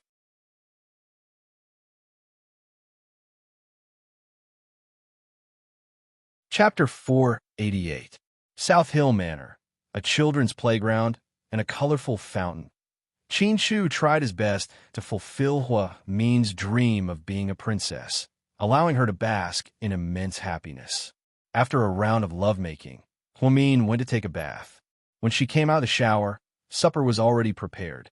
On the long table in the 200-square-meter master bedroom, there was a candlelit dinner of steak, foie gras, caviar, and Boston lobster. There was also an intricate birthday cake with a cartoon girl wearing a nurse's cap, looking very much like Huamin. Qin Shu held a bottle of 1986 Lafite in his hand and raised it at Huamin. "Honey, it's midnight." "So?" Huamin walked out of the bathroom while drying her hair. "So, happy birthday." Qin Shu's lips curled up into a gentle smile. Huamin looked at all of this beauty and suddenly felt that it was great to be 24. For Huamin's 24th birthday, Qin Shu gifted her a mansion worth 400 million yuan. It wasn't that more money was better. The point was that this mansion contained all of Qin Shu's blood, sweat, and tears over the past 4 months. He personally designed every single detail in the house. He was busy with work at GK while taking care of Hua Min's daily life. He also secretly built this new home behind her back. The design of every room was unique. If one visited every room, they would be amazed by the owner's mind. It was as if they traveled through time, from European style to Chinese style, and then to Southeast Asian style. What Qin Shu valued most wasn't money or time, but rather the thought that he put into Huamin. He thought that in this world, there was no other woman that he would spend so much time and effort on. All of this was to prepare her 24th birthday present and a new home that belonged to them. Huamin changed into the white silk gown that Qin Shu prepared for her. It was strapless, fishtail, and a thin layer of gauze covered the bottom. It felt a little like a wedding dress, very beautiful. Qin Shu, on the other hand, was wearing a casual black shirt with expensive diamonds on the cuffs. Black and white matched perfectly. The two of them sat facing each other. Out of nowhere, another musician had appeared. It was a handsome foreign guy with blonde hair and blue eyes. He played Richard Clayderman's Starry Sky. On his violin, after getting used to listening to piano performances, suddenly listening to the violin version of Starry Sky was refreshing. Because the castle villa was too big, it was impossible for them to have a world of just the two of them. There were butlers, maids, chauffeurs, and even gardeners. Huamin felt that she was truly going to live the life of a rich young mistress after changing the dress. Qin Shu stood behind Huamin and helped her zip up the dress. Then he grabbed her shoulder and said, "I wonder if I could have the honor of having Goddess Hua dance with me." "It's my pleasure to serve you, Mr. Qin." Huamin smiled and extended his hand. The two of them didn't dance the gorgeous waltz, nor did they dance the lively tango. Instead, they slowly danced to the slow rhythm of Starry Sky. Under the light, Huamian felt like a princess for the first time in her life. If she kept dancing like this, she would feel like she was in a dream. "Do you like this arrangement?" "MHM, I really like this place, and I really like your design." Huamin was flattered. "You're the mistress of this place, so if I or our children don't listen to you, you have the right to kick us out at any time. Isn't this a little too arrogant?" Huamin leaned her head on Qin Shu's shoulder and snickered. "Mian, MHM, do you have a birthday wish?" Qin Shu asked as he held her waist with both hands and danced. "Yes, what is it?" Qin Shu asked with a smile.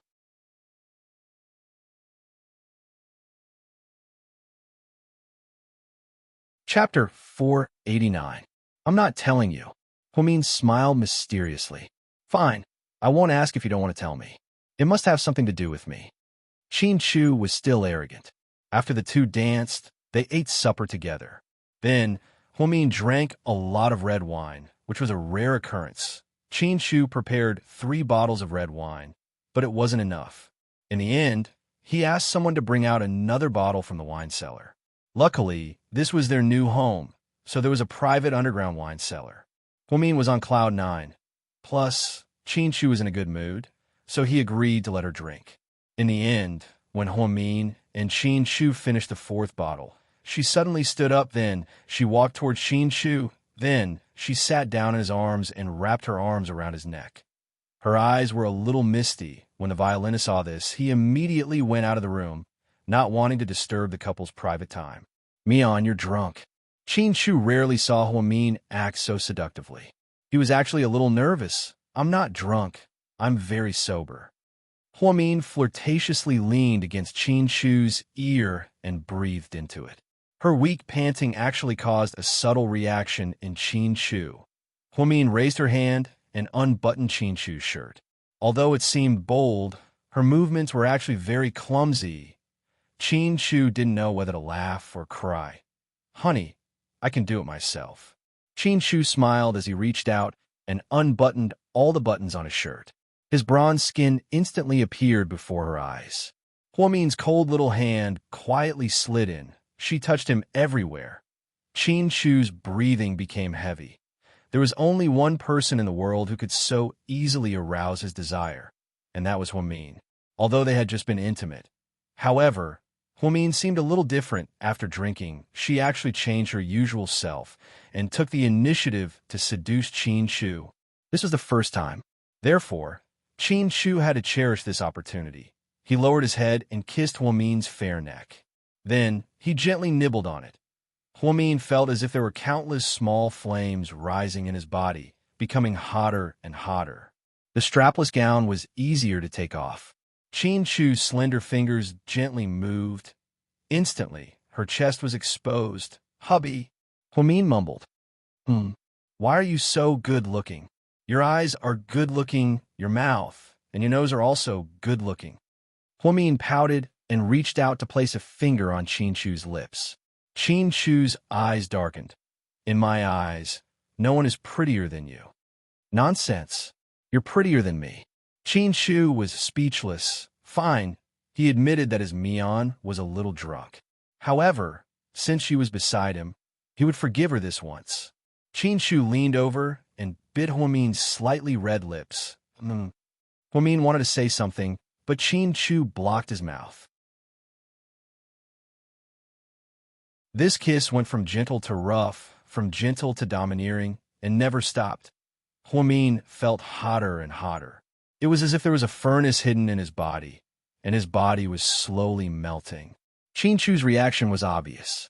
The pain coming from below made him impatient. At this moment, Huomin suddenly flipped over and got off Qin Shu, leaving Qin Shu alone in a mess. "Honey, something on your body is touching me. It's uncomfortable," Huomin said in a daze. Qin Shu was speechless. Fine, he really didn't know how to explain to Huomin what it was that was touching her. "Honey, we have it." Qin Shu didn't wait for him to finish his sentence. Huomin fell onto the bed with a bang and fell asleep. Qin Shu was speechless. He swore that he would never let Huomin get drunk again. His alcohol tolerance was really bad. He was only responsible for starting the fire, not putting it out. Qin Shu sighed slightly. He got up and walked into the bathroom to take a cold shower. After he came out, he helped Huomin take off her gown. Then, he carefully carried her to the bed and held her in his arms. On this unforgettable night, Huomin's 24th birthday, he and she fell asleep in their new home. "You're awake?" Huomin opened her eyes early in the morning and saw Qin Shu looking at her with his head resting on his hand.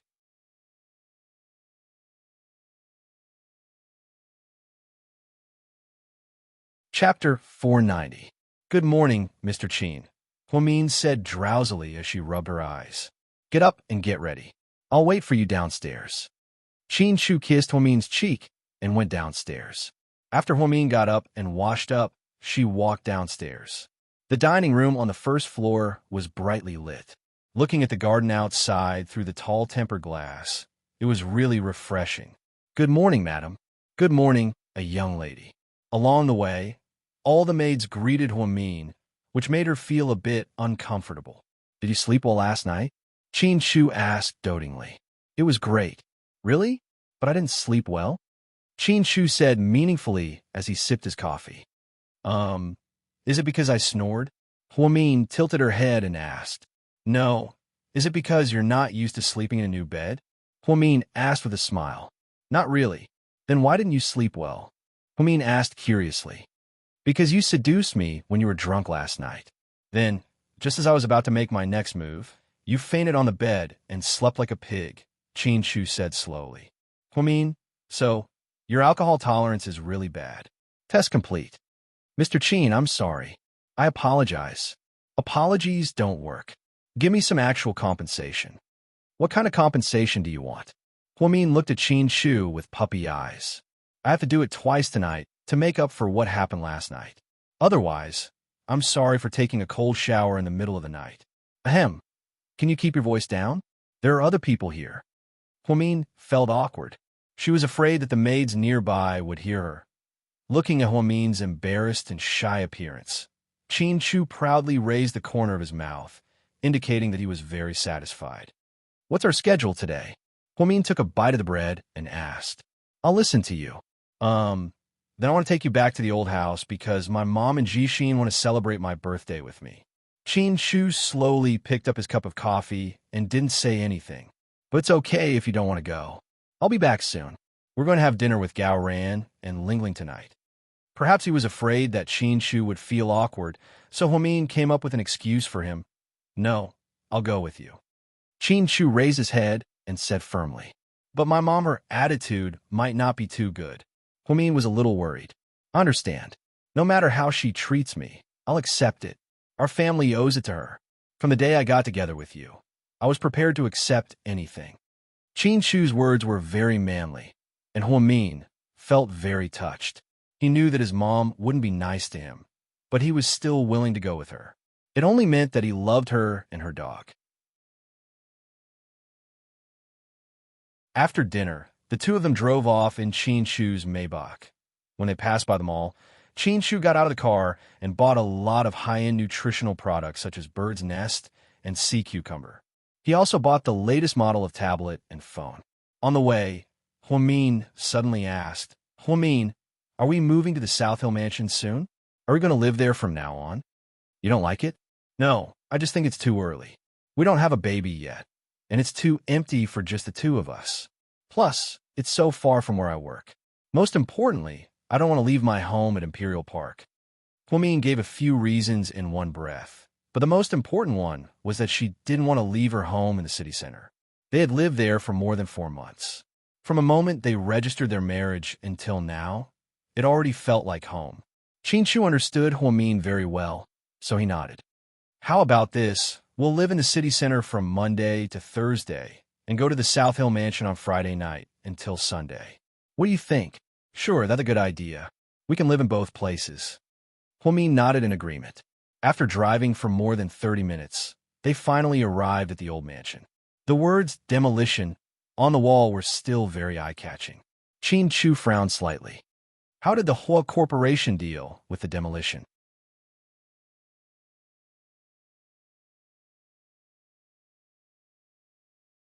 Chapter 491. Hua Zhenghai never really wanted to demolish it. He's a cunning businessman, so he wouldn't buy this worthless slum area at a loss. He just wanted to force me to help him. I agreed to go back to the Hua Corporation, so he immediately canceled the demolition of this area. After that, everything was peaceful, and he didn't mention anything about forced demolitions, so this was all a trap. If that's the case, then even if you didn't go to him, he probably wouldn't have forced the demolition. He was just trying to scare you. Qin Chu analyzed. Huamin nodded. Yes, theoretically, but I've thought of something. What? If I don't go back to the Hua Corporation this time, then Hua Zhenghai might cause trouble again. He knows that my mother is my weakness, so he's been making trouble for her. I feel like I'm being led around by the nose, so I'm going to beat him at his own game. This time, when I go back to the Hua Corporation, I'll be ready to fight back.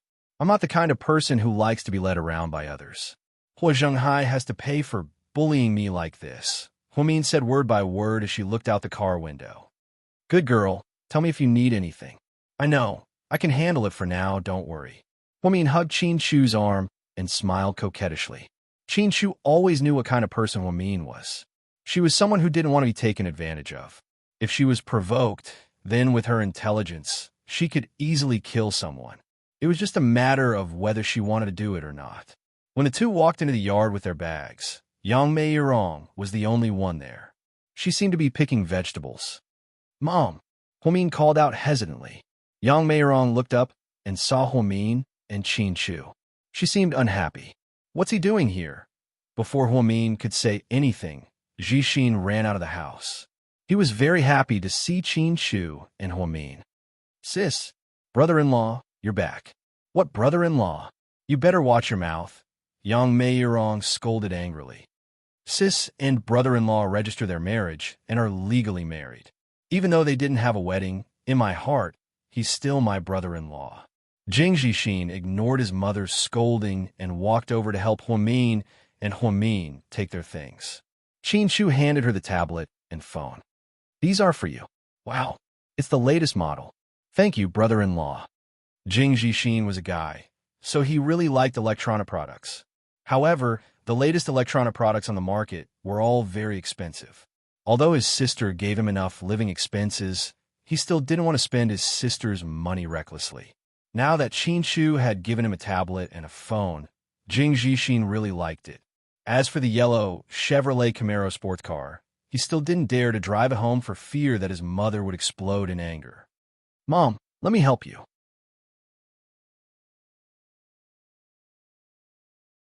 Huamin walked over and helped his mother pick the vegetables. Yang Meirong still didn't look happy, but she didn't say anything. Mom, I want to eat the longevity noodles you made. It's so delicious, Huamin said coquettishly, not caring if he would be scolded or not. You're the young madam of a rich family now. Why would you care about the food of us commoners? Just go to a restaurant and eat whatever you want. I just like the food you make. No one can replace the taste. Yang Meirong's hand, that was picking the vegetables, trembled slightly. Huamin's words seemed to have touched a part of her heart. The two women were busy outside. Jing Jixin poured Qin Shu a cup of tea, and then the two of them chatted in the room. Brother-in-law, sometimes my sister's temper is very stubborn as a cow. Don't lower yourself to her level. You have to give in to her more. That's just how bad her temper is. That's right, I've been bullied by her since I was young. But don't look at how strong she looks on the surface. No matter how smart and powerful she is, she's still just a girl.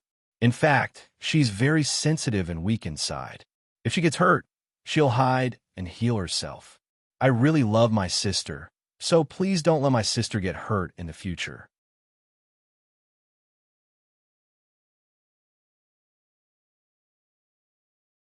Chapter 492.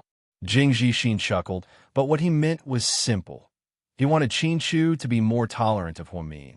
Qin Shu was glad that this brother-in-law of his wasn't a useless second-generation heir who lived off his parents' family. Although he was young, he was very mature and loved his sister very much. Don't worry, I will never hurt her. Qin Shu gave Jixin a promise between men. Brother-in-law, I haven't thanked you yet. Although you didn't say anything, the school took care of me and gave me a scholarship. They gave me all the benefits first. I know it must be because of you. Did you talk to the school? Jing Jixin asked as he scratched the back of his head. Qin Shu didn't answer his question directly. Instead, he asked, Jixin, what are your plans after graduation? I haven't thought about it yet, but I have to find a job first and make money to help my sister support this family. Qin Shu nodded in approval. What major do you want to pursue?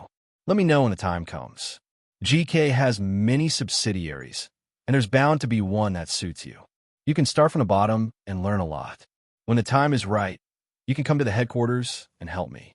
Of course, this is only my invitation and suggestion. It's up to you. Can I really go to GK? Jing Jixin was a bit surprised. Of course, you're Huamin's little brother, which means you're my little brother. It's our family business, so of course you have to come.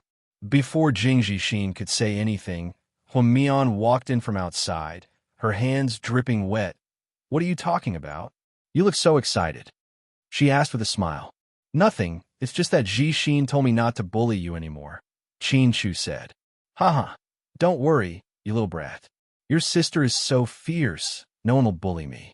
I'm the only one who can bully others. Huamin patted Jing Jixin's head dotingly.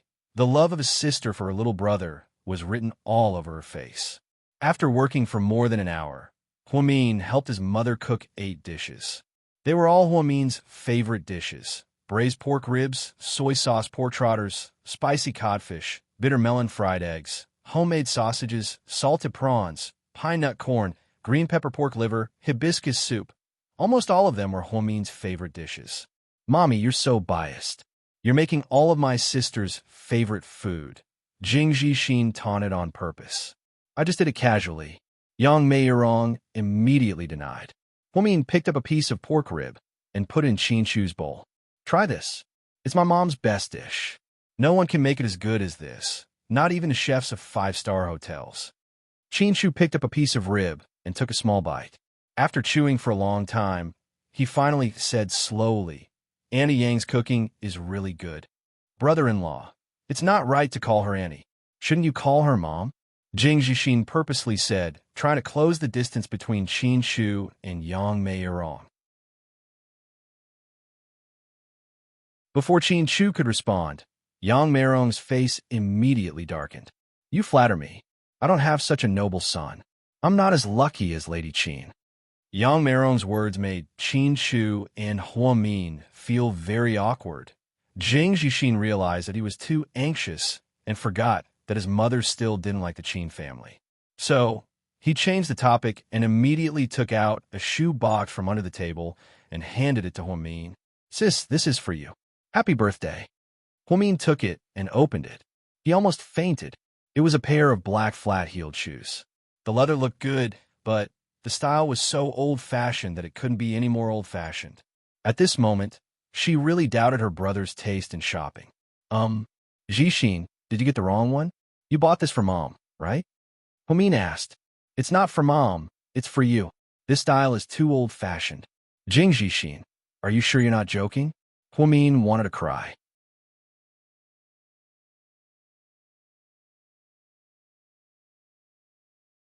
Chapter 493. Yang Meirong stared at the shoes and said, You really don't know how to buy things. I don't even like these shoes. They're too old. They're from 10 years ago. Ayaya, you guys really don't know anything.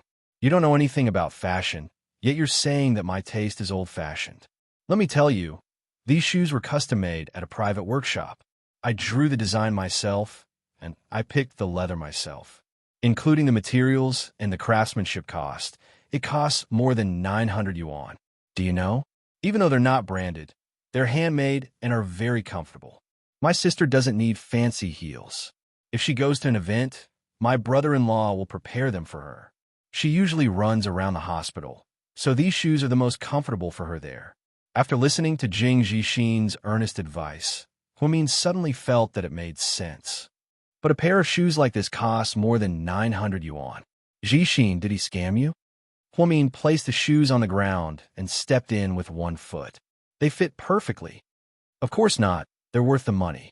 Wear them. I promise you that they won't break even if you wear them for 5 years.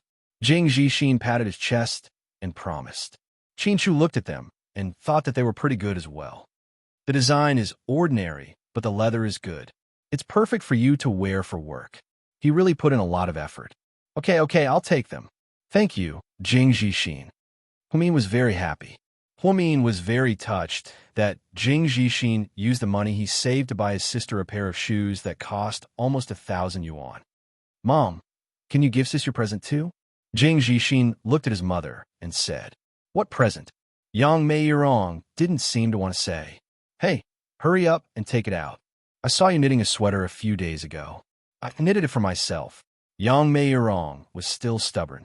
No way, that color is scary pink. If you dare to walk around in that sweater, I won't call you Mom anymore. I'll call you Holy Mother Empress. After hearing what Zixin said, Qin Shu and Huamin both laughed. Yang Meirong was also embarrassed. She stood up and scolded, Don't talk nonsense. Yang Meirong then took out a handbag from the closet behind her and handed it to Huamin. I originally knitted it for myself, but I chose the wrong color. It's too fresh and I can't wear it. I'll give it to you. It was obviously for Huamin, but Yang Meirong refused to admit it. However, Huamin knew what she was thinking. She happily took the bag. Thank you, Mom. Then, Huamin took the bag into the bedroom and changed into the sweater. When they walked out again, everyone's eyes lit up. She was wearing jeans and a light pink sweater with a round collar. She looked fresh and beautiful. The sweater didn't have too many tricks or patterns. It was very simple, but the needlework was very good. Most importantly, it was knitted by his mother herself. This was a kind gesture that couldn't be bought with money. Wow, if my sister walked around our school in this outfit, she would be the prettiest girl on campus. Then, Jing Zixin took out his phone and took a picture of Huamin. Don't talk nonsense. After speaking, Huamin looked at Qin Chu. Does it look good? MHM, it suits you very well. Qin Chu nodded, not stingy with his compliments. Huamin then walked behind Yang Meirong and wrapped his arms around her neck. He slowly said, Mom, I'm 24 years old today. Thank you for taking care of me for 24 years. In the past 20 years, although you didn't let me live in a mansion, you didn't let me live on the streets. Although you didn't let me wear designer clothes that cost thousands of yuan, you didn't let me freeze. You didn't let me become a rich second-generation heir, but you never lacked my pocket money. You didn't take me to restaurants every day to eat delicacies, but you didn't starve me either. Although you were very ordinary, you gave me 20 years of true love. Even though you sometimes get angry at me, you still care about me. Time has mercilessly taken away your youthful beauty, but don't be afraid, Mom. I am willing to accompany you in the long river of time as you grow old gracefully. Thank you for putting in so much effort to raise a proud and independent Huamin. Mom, I love you, and I will always love you. After speaking, Huamin gently kissed Yang Meirong's wrinkled cheek. At that moment, Yang Meirong burst into tears.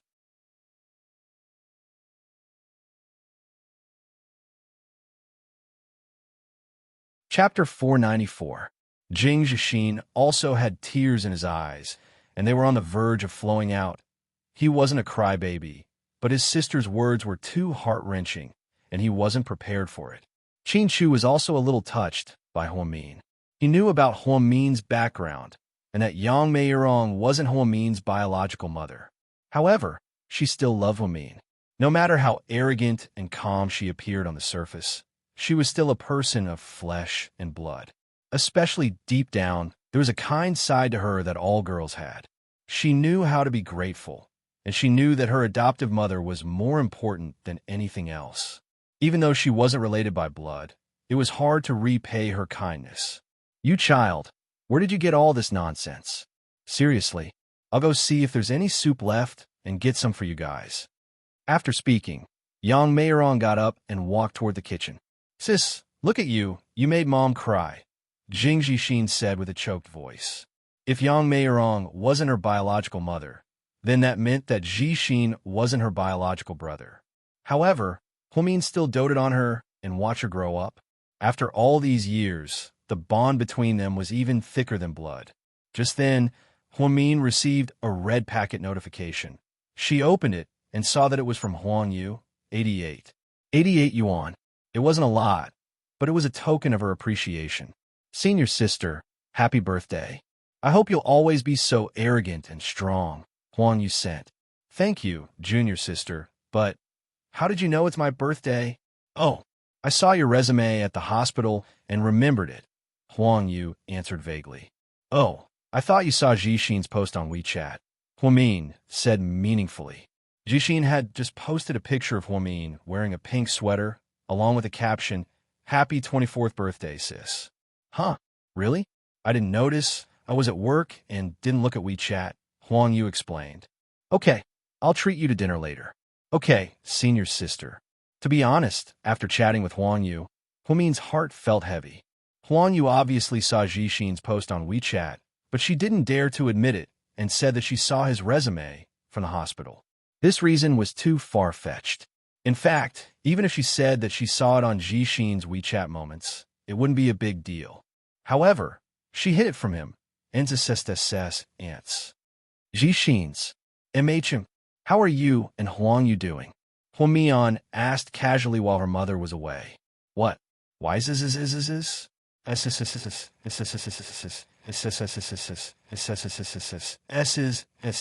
Really? I recently met a patient at Southside. She's from a good family and is a nice person. I'm planning to introduce her to Huang Yu. What do you think? Huamin stared at Jing Zhixin's face and said word by word. After all, Zhixin was only 19 and wasn't experienced enough. He couldn't hide his emotions well enough. After hearing his sister's words, his expression changed slightly. He forced a smile and said, Really? That's a good thing. Why don't you tell her? Huamin quietly glanced at Zhixin's face and didn't say anything in the end. After lunch, They left the old house. Although young Mei Yirong didn't treat Qin Chu nicely from beginning to end, she didn't kick him out. However, she didn't kick him out. Huo Mian thought this was a big improvement. Jixin's not young anymore. It's okay to have a relationship. Why did you have to force him like you were interrogating a criminal? Qin Chu tilted his head and asked Huo Mian.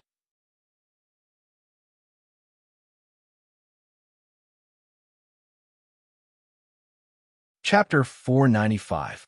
Qin Chu saw everything clearly and felt bad for his brother-in-law. I told you that he and Huang Yu are a good match. They thought I didn't know and kept hiding it from me. I don't feel good about it. Young people have their own way of doing things. I don't think you should interfere too much. I didn't interfere, I just gave him advice. I can't do anything if he doesn't listen. I know what you're worried about, but Mian, you have to know that it's useless to tell some people to be careful. They'll only grow up if they fall. Qin Chu comforted her. That's true, but Jixin is my brother. I can't help but worry when I think about how he'll be hurt in the future. You're messed up because you care too much. Qin Chu pinched her face, his eyes full of adoration. Upon hearing Qin Chu's words, Huo Mian also felt that she was too sensitive about Jixin.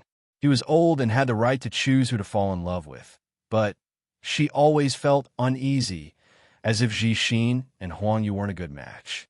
After leaving the old house, the two drove straight to a small farmhouse on the outskirts of Sea City. Gao Ran found this place. Apparently, it was a place where the police gathered for dinner. They could fish and eat there, and the environment was beautiful.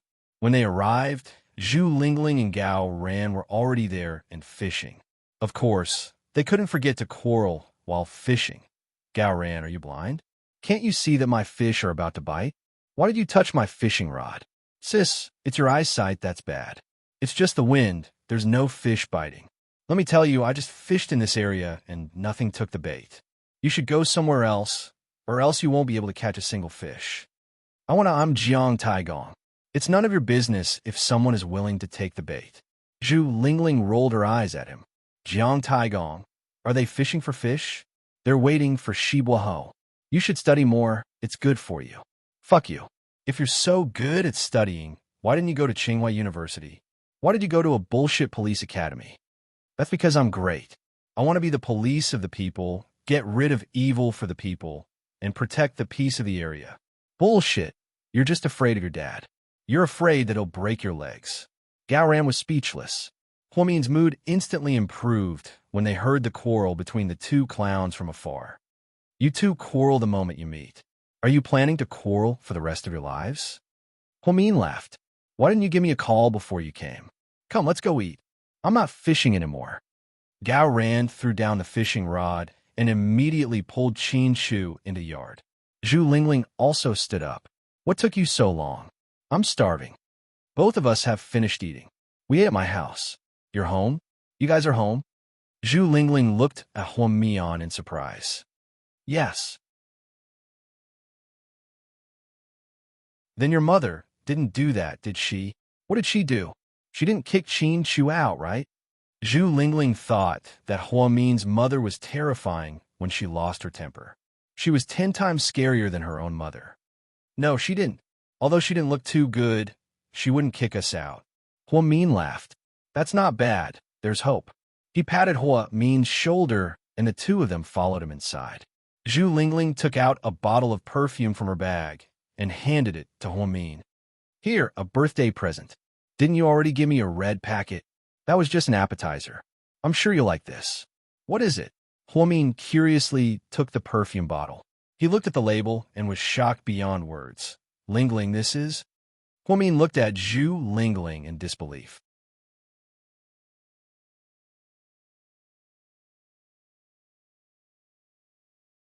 Chapter 496. You like it, don't you? Zhu Lingling smiled proudly. How did you get it? Huo Mian was surprised. This perfume wasn't from a luxury brand, but rather, it was the work of an independent domestic designer. This designer was very strange. He only designed one perfume every year, and only produced 10 bottles of each perfume. He personally mixed all of them. Apparently, he grew the perfume himself and was extremely precious. This perfume was released last year by him. It was called Ultimate Seduction, and it had a very unique fragrance. Back then, many online stores imitated this perfume, and it sold like hotcakes. When Huamin and Zhu Lingling were shopping, they met a girl who used the real thing. The fragrance was unforgettable for the rest of one's life. It was very light, but it lasted for a long time. At the time, Huamin loved it so much that he couldn't get his hands on it no matter how hard he tried. The designer only made 10 bottles, and it was already sold like crazy. Now, a year later, when Zhu Lingling brought out this perfume, Huamin was over the moon. What a coincidence! A month ago, the designer sat on our flight in first class. I was serving him, and I recognized him right away. Then, I asked him about the perfume, and I told him that my best friend really liked it. Without another word, he asked me to leave my address and mailed it to me. After every perfume is sold, he keeps a bottle for himself as a souvenir. This is the bottle that he kept for himself. Wow, Lingling, you're so cool. I love you so much. Huamin was ecstatic.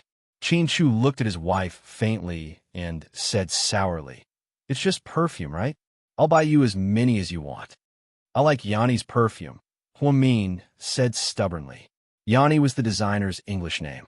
"That's easy.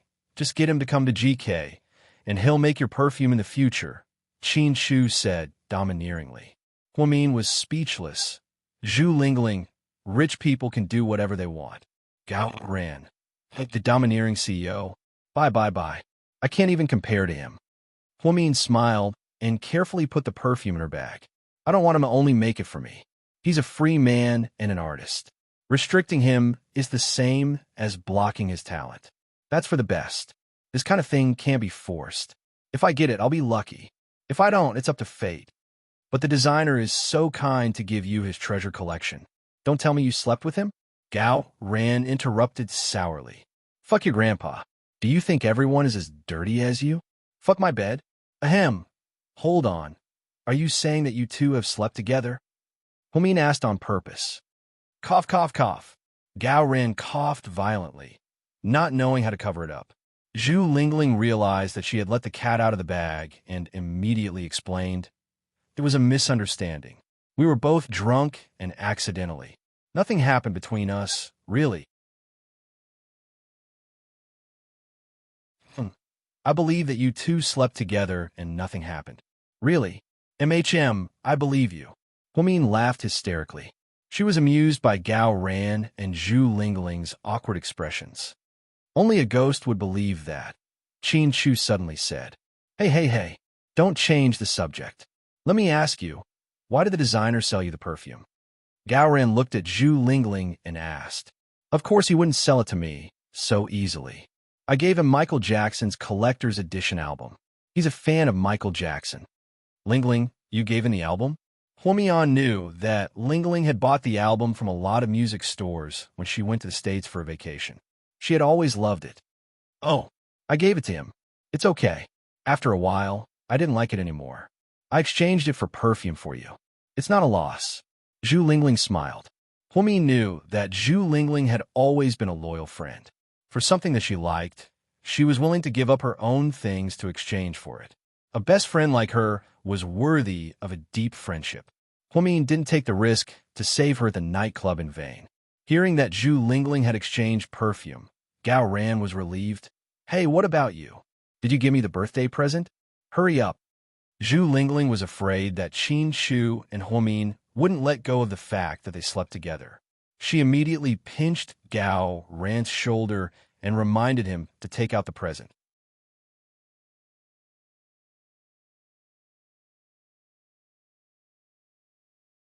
Chapter 497. After Zhu Lingling's reminder, Gao Ran immediately understood. Then, he turned around and took something out of his bag. There was no fancy packaging or bag. He simply placed it on the table. "Huamin, this is for you. Happy birthday." Gao Ran's gift left the other three dumbfounded. "Are you kidding me? Gao Ran, you're not serious, are you?" Huamian looked at the gift in astonishment. "Of course I'm not joking. I'm giving it to you from the bottom of my heart. This thing isn't easy to get. I had to give it to you for personal reasons." It's even numbered, so it's definitely authentic. It's different from those high-quality imitations you can buy online. You can't get it even if you have money, understand? Huamin stared blankly at the brand-new pair of handcuffs on the table. He felt like 1,000 alpacas had run through his heart. It really was a pair of handcuffs, and it was brand new with a set of numbers. But who would give a birthday present as a gift? Was Gao Ren crazy? However, Zhu Lingling knew Gao Ran better than anyone else. She immediately understood what was going on. She laughed and scolded Gao Ran. Gao Ran, aren't you a little too mean? They just got married not long ago. Isn't it a little too extreme for you to give them S&M? Qin Chu, Huamin, what are you afraid of? This is fun, understand? Especially since they're newlyweds. They should try something new to improve their relationship. Huamin, don't be shy and don't be afraid. These are for Qin Chu, not for you. When the time comes, put them on Qin Chu and you can do whatever you want with them. You can choose any position you want, Gao Ran said in all seriousness. Qin Chu, Huamin, this is the first time I've seen someone give handcuffs as a gift, Gao Ran. You're really something else. Huamin sighed from the bottom of his heart. That's exactly what I want to do. Haha. I think you're just trying to save money. You cheapskate. You just don't want to give us expensive gifts. No way. You have to treat us to this meal today, and you have to take us to Seductive Fox tonight. Otherwise, I won't forgive you, Zhu Lingling said as she pursed her lips. No problem. That's not a problem at all. But are you sure you want to go to Seductive Fox? You're not traumatized? Gao Ren admired Zhu Lingling. After what happened last time, she still dared to go to Seductive Fox. What are you afraid of? Do they want to die? Although Zhu Lingling was mocking Gao Ran, she couldn't hide the admiration in her eyes. Gao Ran was the youngest captain of the criminal police force in the history of the city. He had only been in office for a few years, but he had solved countless cases. Countless times, he had confronted criminals and saved hostages. Needless to say, he was very adventurous. Although he didn't speak seriously, his character spoke for itself. Tiska, I like what you said. Fine, it's just spending money, right? I'll be ruthless and take out a year's worth of salary to treat you guys to some fun. Gao Ran gritted his teeth and accepted Zhu Lingling's trap. Huamin smiled as she took the handcuffs. After fiddling with them for a while, she looked at Qin Chu and faintly said, Honey, why don't you try it? I don't think that's a good idea, honey. Qin Chu slowly replied. You two are so cruel. But seeing how harmonious you guys are, I'll swallow this PDA. Gao Ran teased. Zhu Lingling suddenly asked, Did you see the 400 million yuan mansion? Were you going to invite us over? Anytime. Huamin slightly smiled. After the four of them finished eating at the farmhouse, they sat around for a while before driving to Seductive Fox. As soon as the four of them sat down, the door to their private room was pushed open. A tall and handsome man stood at the door with 4 bodyguards behind him. Qin Chu, he greeted.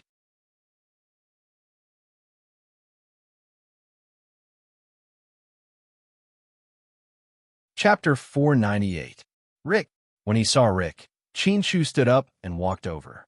He bumped shoulders with the tall and handsome mixed-blood man and greeted him in a manner unique to men. Why didn't you tell me you were coming? I could have prepared. It's okay. I just brought my good friend and wife over for a chat. Rick nodded and said a few words to Qin Chu before he left. Soon, the waiters came in one after another. Dozens of exquisite fruit platters, beer, red wine, and foreign wines were placed on the table. Among them were 2 bottles of Royal Salute. Gao Ran knew about Royal Salute. It was a 50-year-old bottle of Royal Salute. The market price was around 10,000 US dollars, which was around 60,000 renminbi. There were only 255 bottles in the world. It seemed like the owner was really generous to send such expensive wine over. It could only be said that he and Qin Chu were close friends. Gao Ran drooled as he looked at Rick. Not bad, bro. You actually know the big boss here. This kid is a weirdo. He rarely interacts with the outside world and is very mysterious. I suspect that he has a background in the underworld. I've been investigating him for a long time, but I couldn't find anything. He's a member of Rick's family. When I was in America, I was friends with him. After I came back to China, I didn't contact him much. After all, his business scope is different from mine. Qin Shu didn't seem to want to talk about Rick. Huamin could tell, but he was afraid that Gao Ran would continue to ask. He changed the topic and said, "Did you guys forget to buy me a birthday cake?" Don't mention it, I really forgot." Zhu Lingling suddenly realized. "That's easy. I'll make a call and have someone send it over." Gao Ran stood up and was about to make a phone call. Just then, a waiter knocked on the door and came in with a 3-tiered cake. It was extremely stylish. "Our boss ordered this. Please enjoy. This kid is really a god. He even knows that it's someone's birthday." Gao Ran looked at Qin Shu in confusion. "I told him to prepare it just now," Qin Shu said faintly. "Fuck. So that's what you said. You're so attentive." Gao Ran patted Qin Shu's shoulder. Then, the four of them sat down, and Zhu Lingling placed 24 candles for Huamin. Then, he took out his phone to take pictures. "Hurry up and make a wish. Blow out the candles, birthday girl. I wish you good fortune and a long life." Gao Ran joked. "Happy birthday, my wife." Qin Shu kissed the corner of Hua Min's lips gently, and the sweetness instantly overflowed. Then, Zhu Lingling, Gao Ran, and the others posted on their WeChat moments. Huamin also took out his phone and posted on his WeChat moments, "24 years old, happy birthday." After hesitating for a moment, she opened Sina Weibo and posted, "Today, I'm 24 years old. I'm thankful to everyone that appeared in my life. In the future, no matter what happens, I will continue to walk forward with determination." If things go smoothly, it's called life. If things go rough, it's called experience. Actually, she didn't want to post on Sina Weibo, but she suddenly remembered that Suyu didn't have her WeChat. That guy gave her bullet shells and even set off fireworks. If she didn't say anything, it would be too much.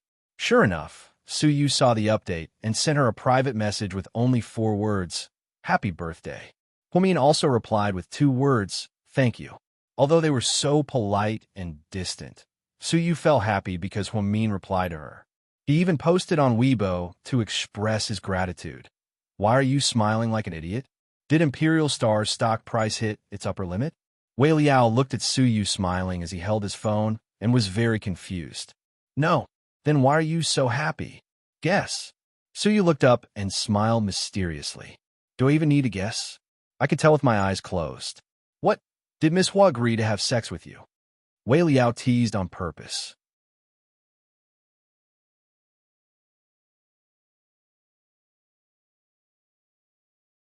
Chapter 499. "I want to go on a date with you. Do you want to?" Suyu glared at Wei Liao as he clenched his teeth. I'll pass. I like girls, not guys. Even if you're pretty, I won't do it." Suyu never thought that he would one day be so happy because of a normal Weibo post from a girl. Ever since he met Huamin, he suddenly realized that the world had become a better place. Even though Huamian wasn't his girlfriend yet, he felt that his life with her was different from before, where he spent all his time drinking and fooling around. At least he had something to look forward to every day. Huamin was like a drug that he couldn't get rid of. Once he was infected, he would be deeply addicted to her. All right, back to business. I heard that Zhao Qingya suffered a lot in there. You know what a women's prison is like. It's much worse than a men's prison. Don't you feel bad for her at all? Wei Liao had always been a gossipy person, so he would talk to Tang Chuan and the others about things in private. They all knew about Zhao Qingya's situation in the prison. A certain rich kid's family was the leader of the prison, so they knew better than anyone else what kind of life Zhao Qingya was living in there. Feel bad? She's lucky that I didn't skin her alive. Suyu's eyes turned cold at the thought of Zhao Qingya. Luckily, Huamin was fine. Otherwise, even if Zhao Qingya died 10 times, it wouldn't be enough to cover Huamin's life. Women could play tricks and fight with each other, but Zhao Qingya was so stupid as to use those scum in the mafia. Suyu was infuriated. Luckily, Huamin wasn't an ordinary person. He was always able to stay calm in the face of danger and turn danger into safety. Therefore, Suyu knew exactly what kind of life Zhao Qingya was in there. What he wanted was to torture her for 8 years. He wanted her to reflect in pain. Tisk, tisk. He really doesn't know how to be protective of the fairer sex. But that woman is also too much. Why did she provoke Huamin? I don't understand. Is Huamin someone she can afford to touch? Humans should know their limits. Otherwise, they won't even know how they died. Wei Liao sighed. So you didn't say anything. He just picked up the phone from time to time and stared at the screen. She couldn't seem to get enough of the photo that she had inadvertently taken. In the VIP room of seductive Fox nightclub Qin, Chu answered a phone call and kept talking about work. Gao Ran and Zhu Lingling, the two microphone hogs, kept hogging the microphone. Just pick whatever you want to listen to. I know everything. Zhu Lingling was a little drunk. She was wearing a short black skirt and a small leather jacket. She was standing on the coffee table, looking crazy. You two sing Mortal Love Song for me, Huamin said seriously. Sis, can you do it? Your taste. Zhu Lingling glared at Huamin, exasperated. You can sing the hottest ethnic trend for me too, Huamin added. Gao Ran was drinking beer. When he heard this, he almost spat it out. Qin Chu, is your wife from Rabbit Nest Village in Mountain Valley Town? She's so tacky, okay? Who would listen to the hottest ethnic trend in this day and age? Gao Ran asked with a smile. Qin Chu was on the phone, listening to an executive report from his company. Then, he looked at Huamin lovingly. My husband has the same taste. Are you going to sing or not? If you don't know how to sing, just say so. Don't make excuses for yourself. Huamin deliberately laughed. Who said I don't know how to sing? Of course I know how to sing. The boundless horizon is my love. Zhu Lingling began to roar. She was already out of tune on the first note. Oh my God, this tune has gone to the South Pole. Zhu Lingling, do you dare to shut up? Gao Ran yelled. I don't dare up. Zhu Lingling stood on the coffee table, twisting her waist as she glared at Gao Ran. Her comical appearance made Huamin burst out laughing. Just then, Huamin's phone suddenly rang. She looked down and saw the caller ID. Her expression changed.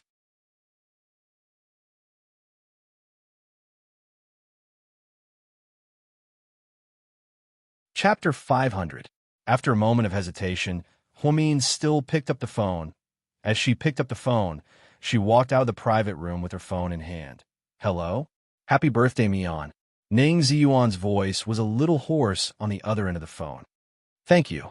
Huamin's voice was faint and distant. Mian, I miss you a lot. Ning Ziyuan, let me remind you that you are now Wu Xiaoshua's husband, and soon you'll be the father of her child. Please remember who you are at all times. At this moment, Huamin wanted to laugh when she heard Ning Ziyuan say that he missed her. What was he doing when she needed his help so much? It was his nature to hit someone when they were down.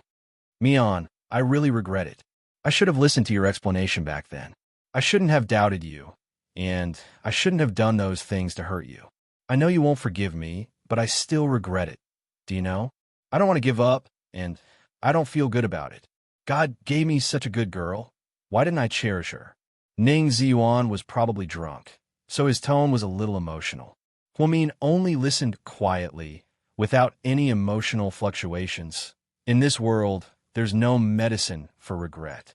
Life is a one-way train, and everyone has to be responsible for their own choices. Maybe this is fate. Thank you for your birthday wishes, and don't call me again, because we don't even need to say hello. After speaking, Huamin decisively hung up the phone before Ning Ziyuan could say anything. She was a very decisive person, and once she broke up with someone, she wouldn't linger or dawdle. Plus, she couldn't become friends after breaking up. After all, she didn't have the heart to accept everything that had happened in the past. If it weren't for the fact that the number system was based on her real name, she would have changed her number a long time ago. Otherwise, Ning Ziyuan's call would have really troubled her. Fortunately, Qin Chu wasn't such a petty person. Otherwise, it would definitely cause a misunderstanding between the two of them. In the corridor of the nightclub, Huamin finished a call and was about to turn around and leave. Suddenly, a familiar voice came from behind her. Little Sister Mian. Huamin didn't need to turn around to know that this person was Huo Xiqian, because he was the only one who shamelessly called her Little Sister Mian. Moreover, he had called her by that name for 7 years. He had actually known Huo Xiqian for 7 years. When she was with Qin Chu, Huo Xiqian had unknowingly existed. Although Huamin had never acknowledged this identity, Huasiqian had persistently called him that for 7 years. Outsiders who didn't know would think that they had a good relationship because they called each other so intimately. Why do I see you everywhere? Huamin was speechless. He turned around and coldly glanced at Huasiqian. Huasiqian's orange shirt was unbuttoned, and his chest was exposed. He looked very unrestrained. He had one arm around a big-breasted foreign girl, looking completely like a rich playboy. Who could tell that this was the president of the Hua Corporation, the famous young Master Hua? It means that we're fated. Little sister Mian, I heard from the old man that you're coming back to the Hua Corporation? Huasiqian asked with a smile. Yeah. Huami nodded and didn't hide it. That's great. Welcome back. Aren't you worried that I'll go back with the old man to deal with you? Huamin looked at him in confusion. If you're the one who's going to deal with me, then I'm more than willing. Huasiqian smiled. Don't try to hypnotize me. Only a ghost would believe you. Huami knew that Huasiqian was extremely intelligent and shrewd. Otherwise, he wouldn't have gotten where he was today, controlled the Hua Corporation, and forced the old man and his mistress into a corner. Therefore, Huasiqian's words couldn't be trusted. He was the best at putting up smoke bombs. After speaking, Huamin turned around to leave. Huasiqian suddenly walked up, took out something from nowhere, and stuffed it into Huamin's hand. Take it. It's your birthday present. Huasiqian smiled casually.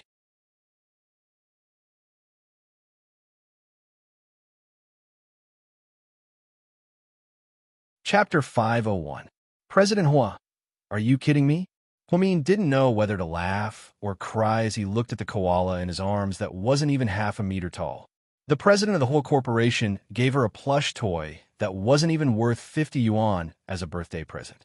She was speechless. Don't you love koalas? Originally, I wanted to give you a real koala. Please, that's Australia's national treasure, Huamin emphasized. I know, it's not hard to get a friend to smuggle one over, but the hard part is that the koala has to come with a eucalyptus tree because it likes to eat eucalyptus leaves. The koala is easy to smuggle, but the tree is a bit more troublesome. So, I'm going to give you a fake one. Huasiqian spoke nonchalantly, but Huamin was about to go crazy. He actually wanted to smuggle a koala for her. That was crazy, although she really liked koalas, but wait a minute, even Qinshu didn't know that she liked koalas. So how did Huasiqian find out? How did you know that I like koalas? Huamin looked at Huasiqian cautiously. I guessed I don't believe you. You can't do anything about it if you don't believe me. Okay, be a good girl. Hurry up and take your doll home for your birthday. Don't let your man wait too long, or else he'll come out scowling at you again. Oh yeah, I hate that cold look in his eyes. After speaking, Huasiqian walked down the hallway with the hot girl in his arms. Huamin held the gray koala in his arms for a while, and finally pushed open the door. Huh, why is there a koala in your arms? It's so cute. Zhu Lingling saw it, and immediately snatched it away. Then, she hugged it in her arms. Huamin sat down next to Qinshu, and, after a few seconds of silence, he slowly said, Huasiqian gave it to me as a birthday present. Fuck, he's too stingy. How could the president of the whole corporation give such a shabby gift? Gao Ran felt indignant for Huamin. Forget it. I don't have any relationship with him anyway. I won't accept anything expensive. It would be better if he gave me a toy. Huamin was calm. Qinshu glanced at Gao Ran and slowly said, Can you help me check if there are any bugs inside? After Qinshu finished speaking, the other three were stunned. No way. Huamin was a little scared. She really didn't think so much just now. After being reminded by Qinshu, she became nervous. Her relationship with the Huasiqian was a little delicate now, and Huasiqian might do something to her. Gao Ren then took the plush toy from Zhu Lingling's hands. Based on his experience, he looked through it. As expected, there was something hard in the koala's stomach. I found it. There really is something inside. As Gao Ran spoke, he reached out to touch it. Huasiqian, that bastard.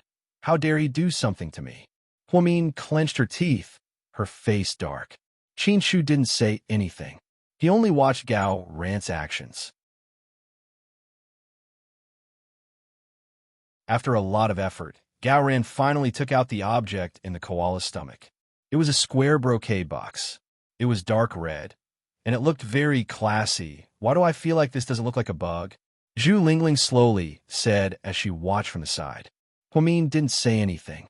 She was also very curious to see what was inside. Speaking of which, how could Si Qian be so scheming? How would he give a gift like this? If it wasn't for Qin Shu's reminder, no one would have thought that there was something else inside. It looks like a bracelet. After Gao Ran opened the brocade box, he took out a transparent white jade bracelet.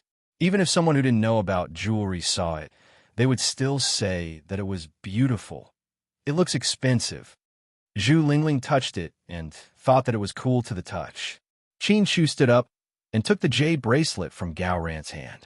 He glanced at it and slowly said, "This was bought at the Jelly Auction House last week for 8 million yuan.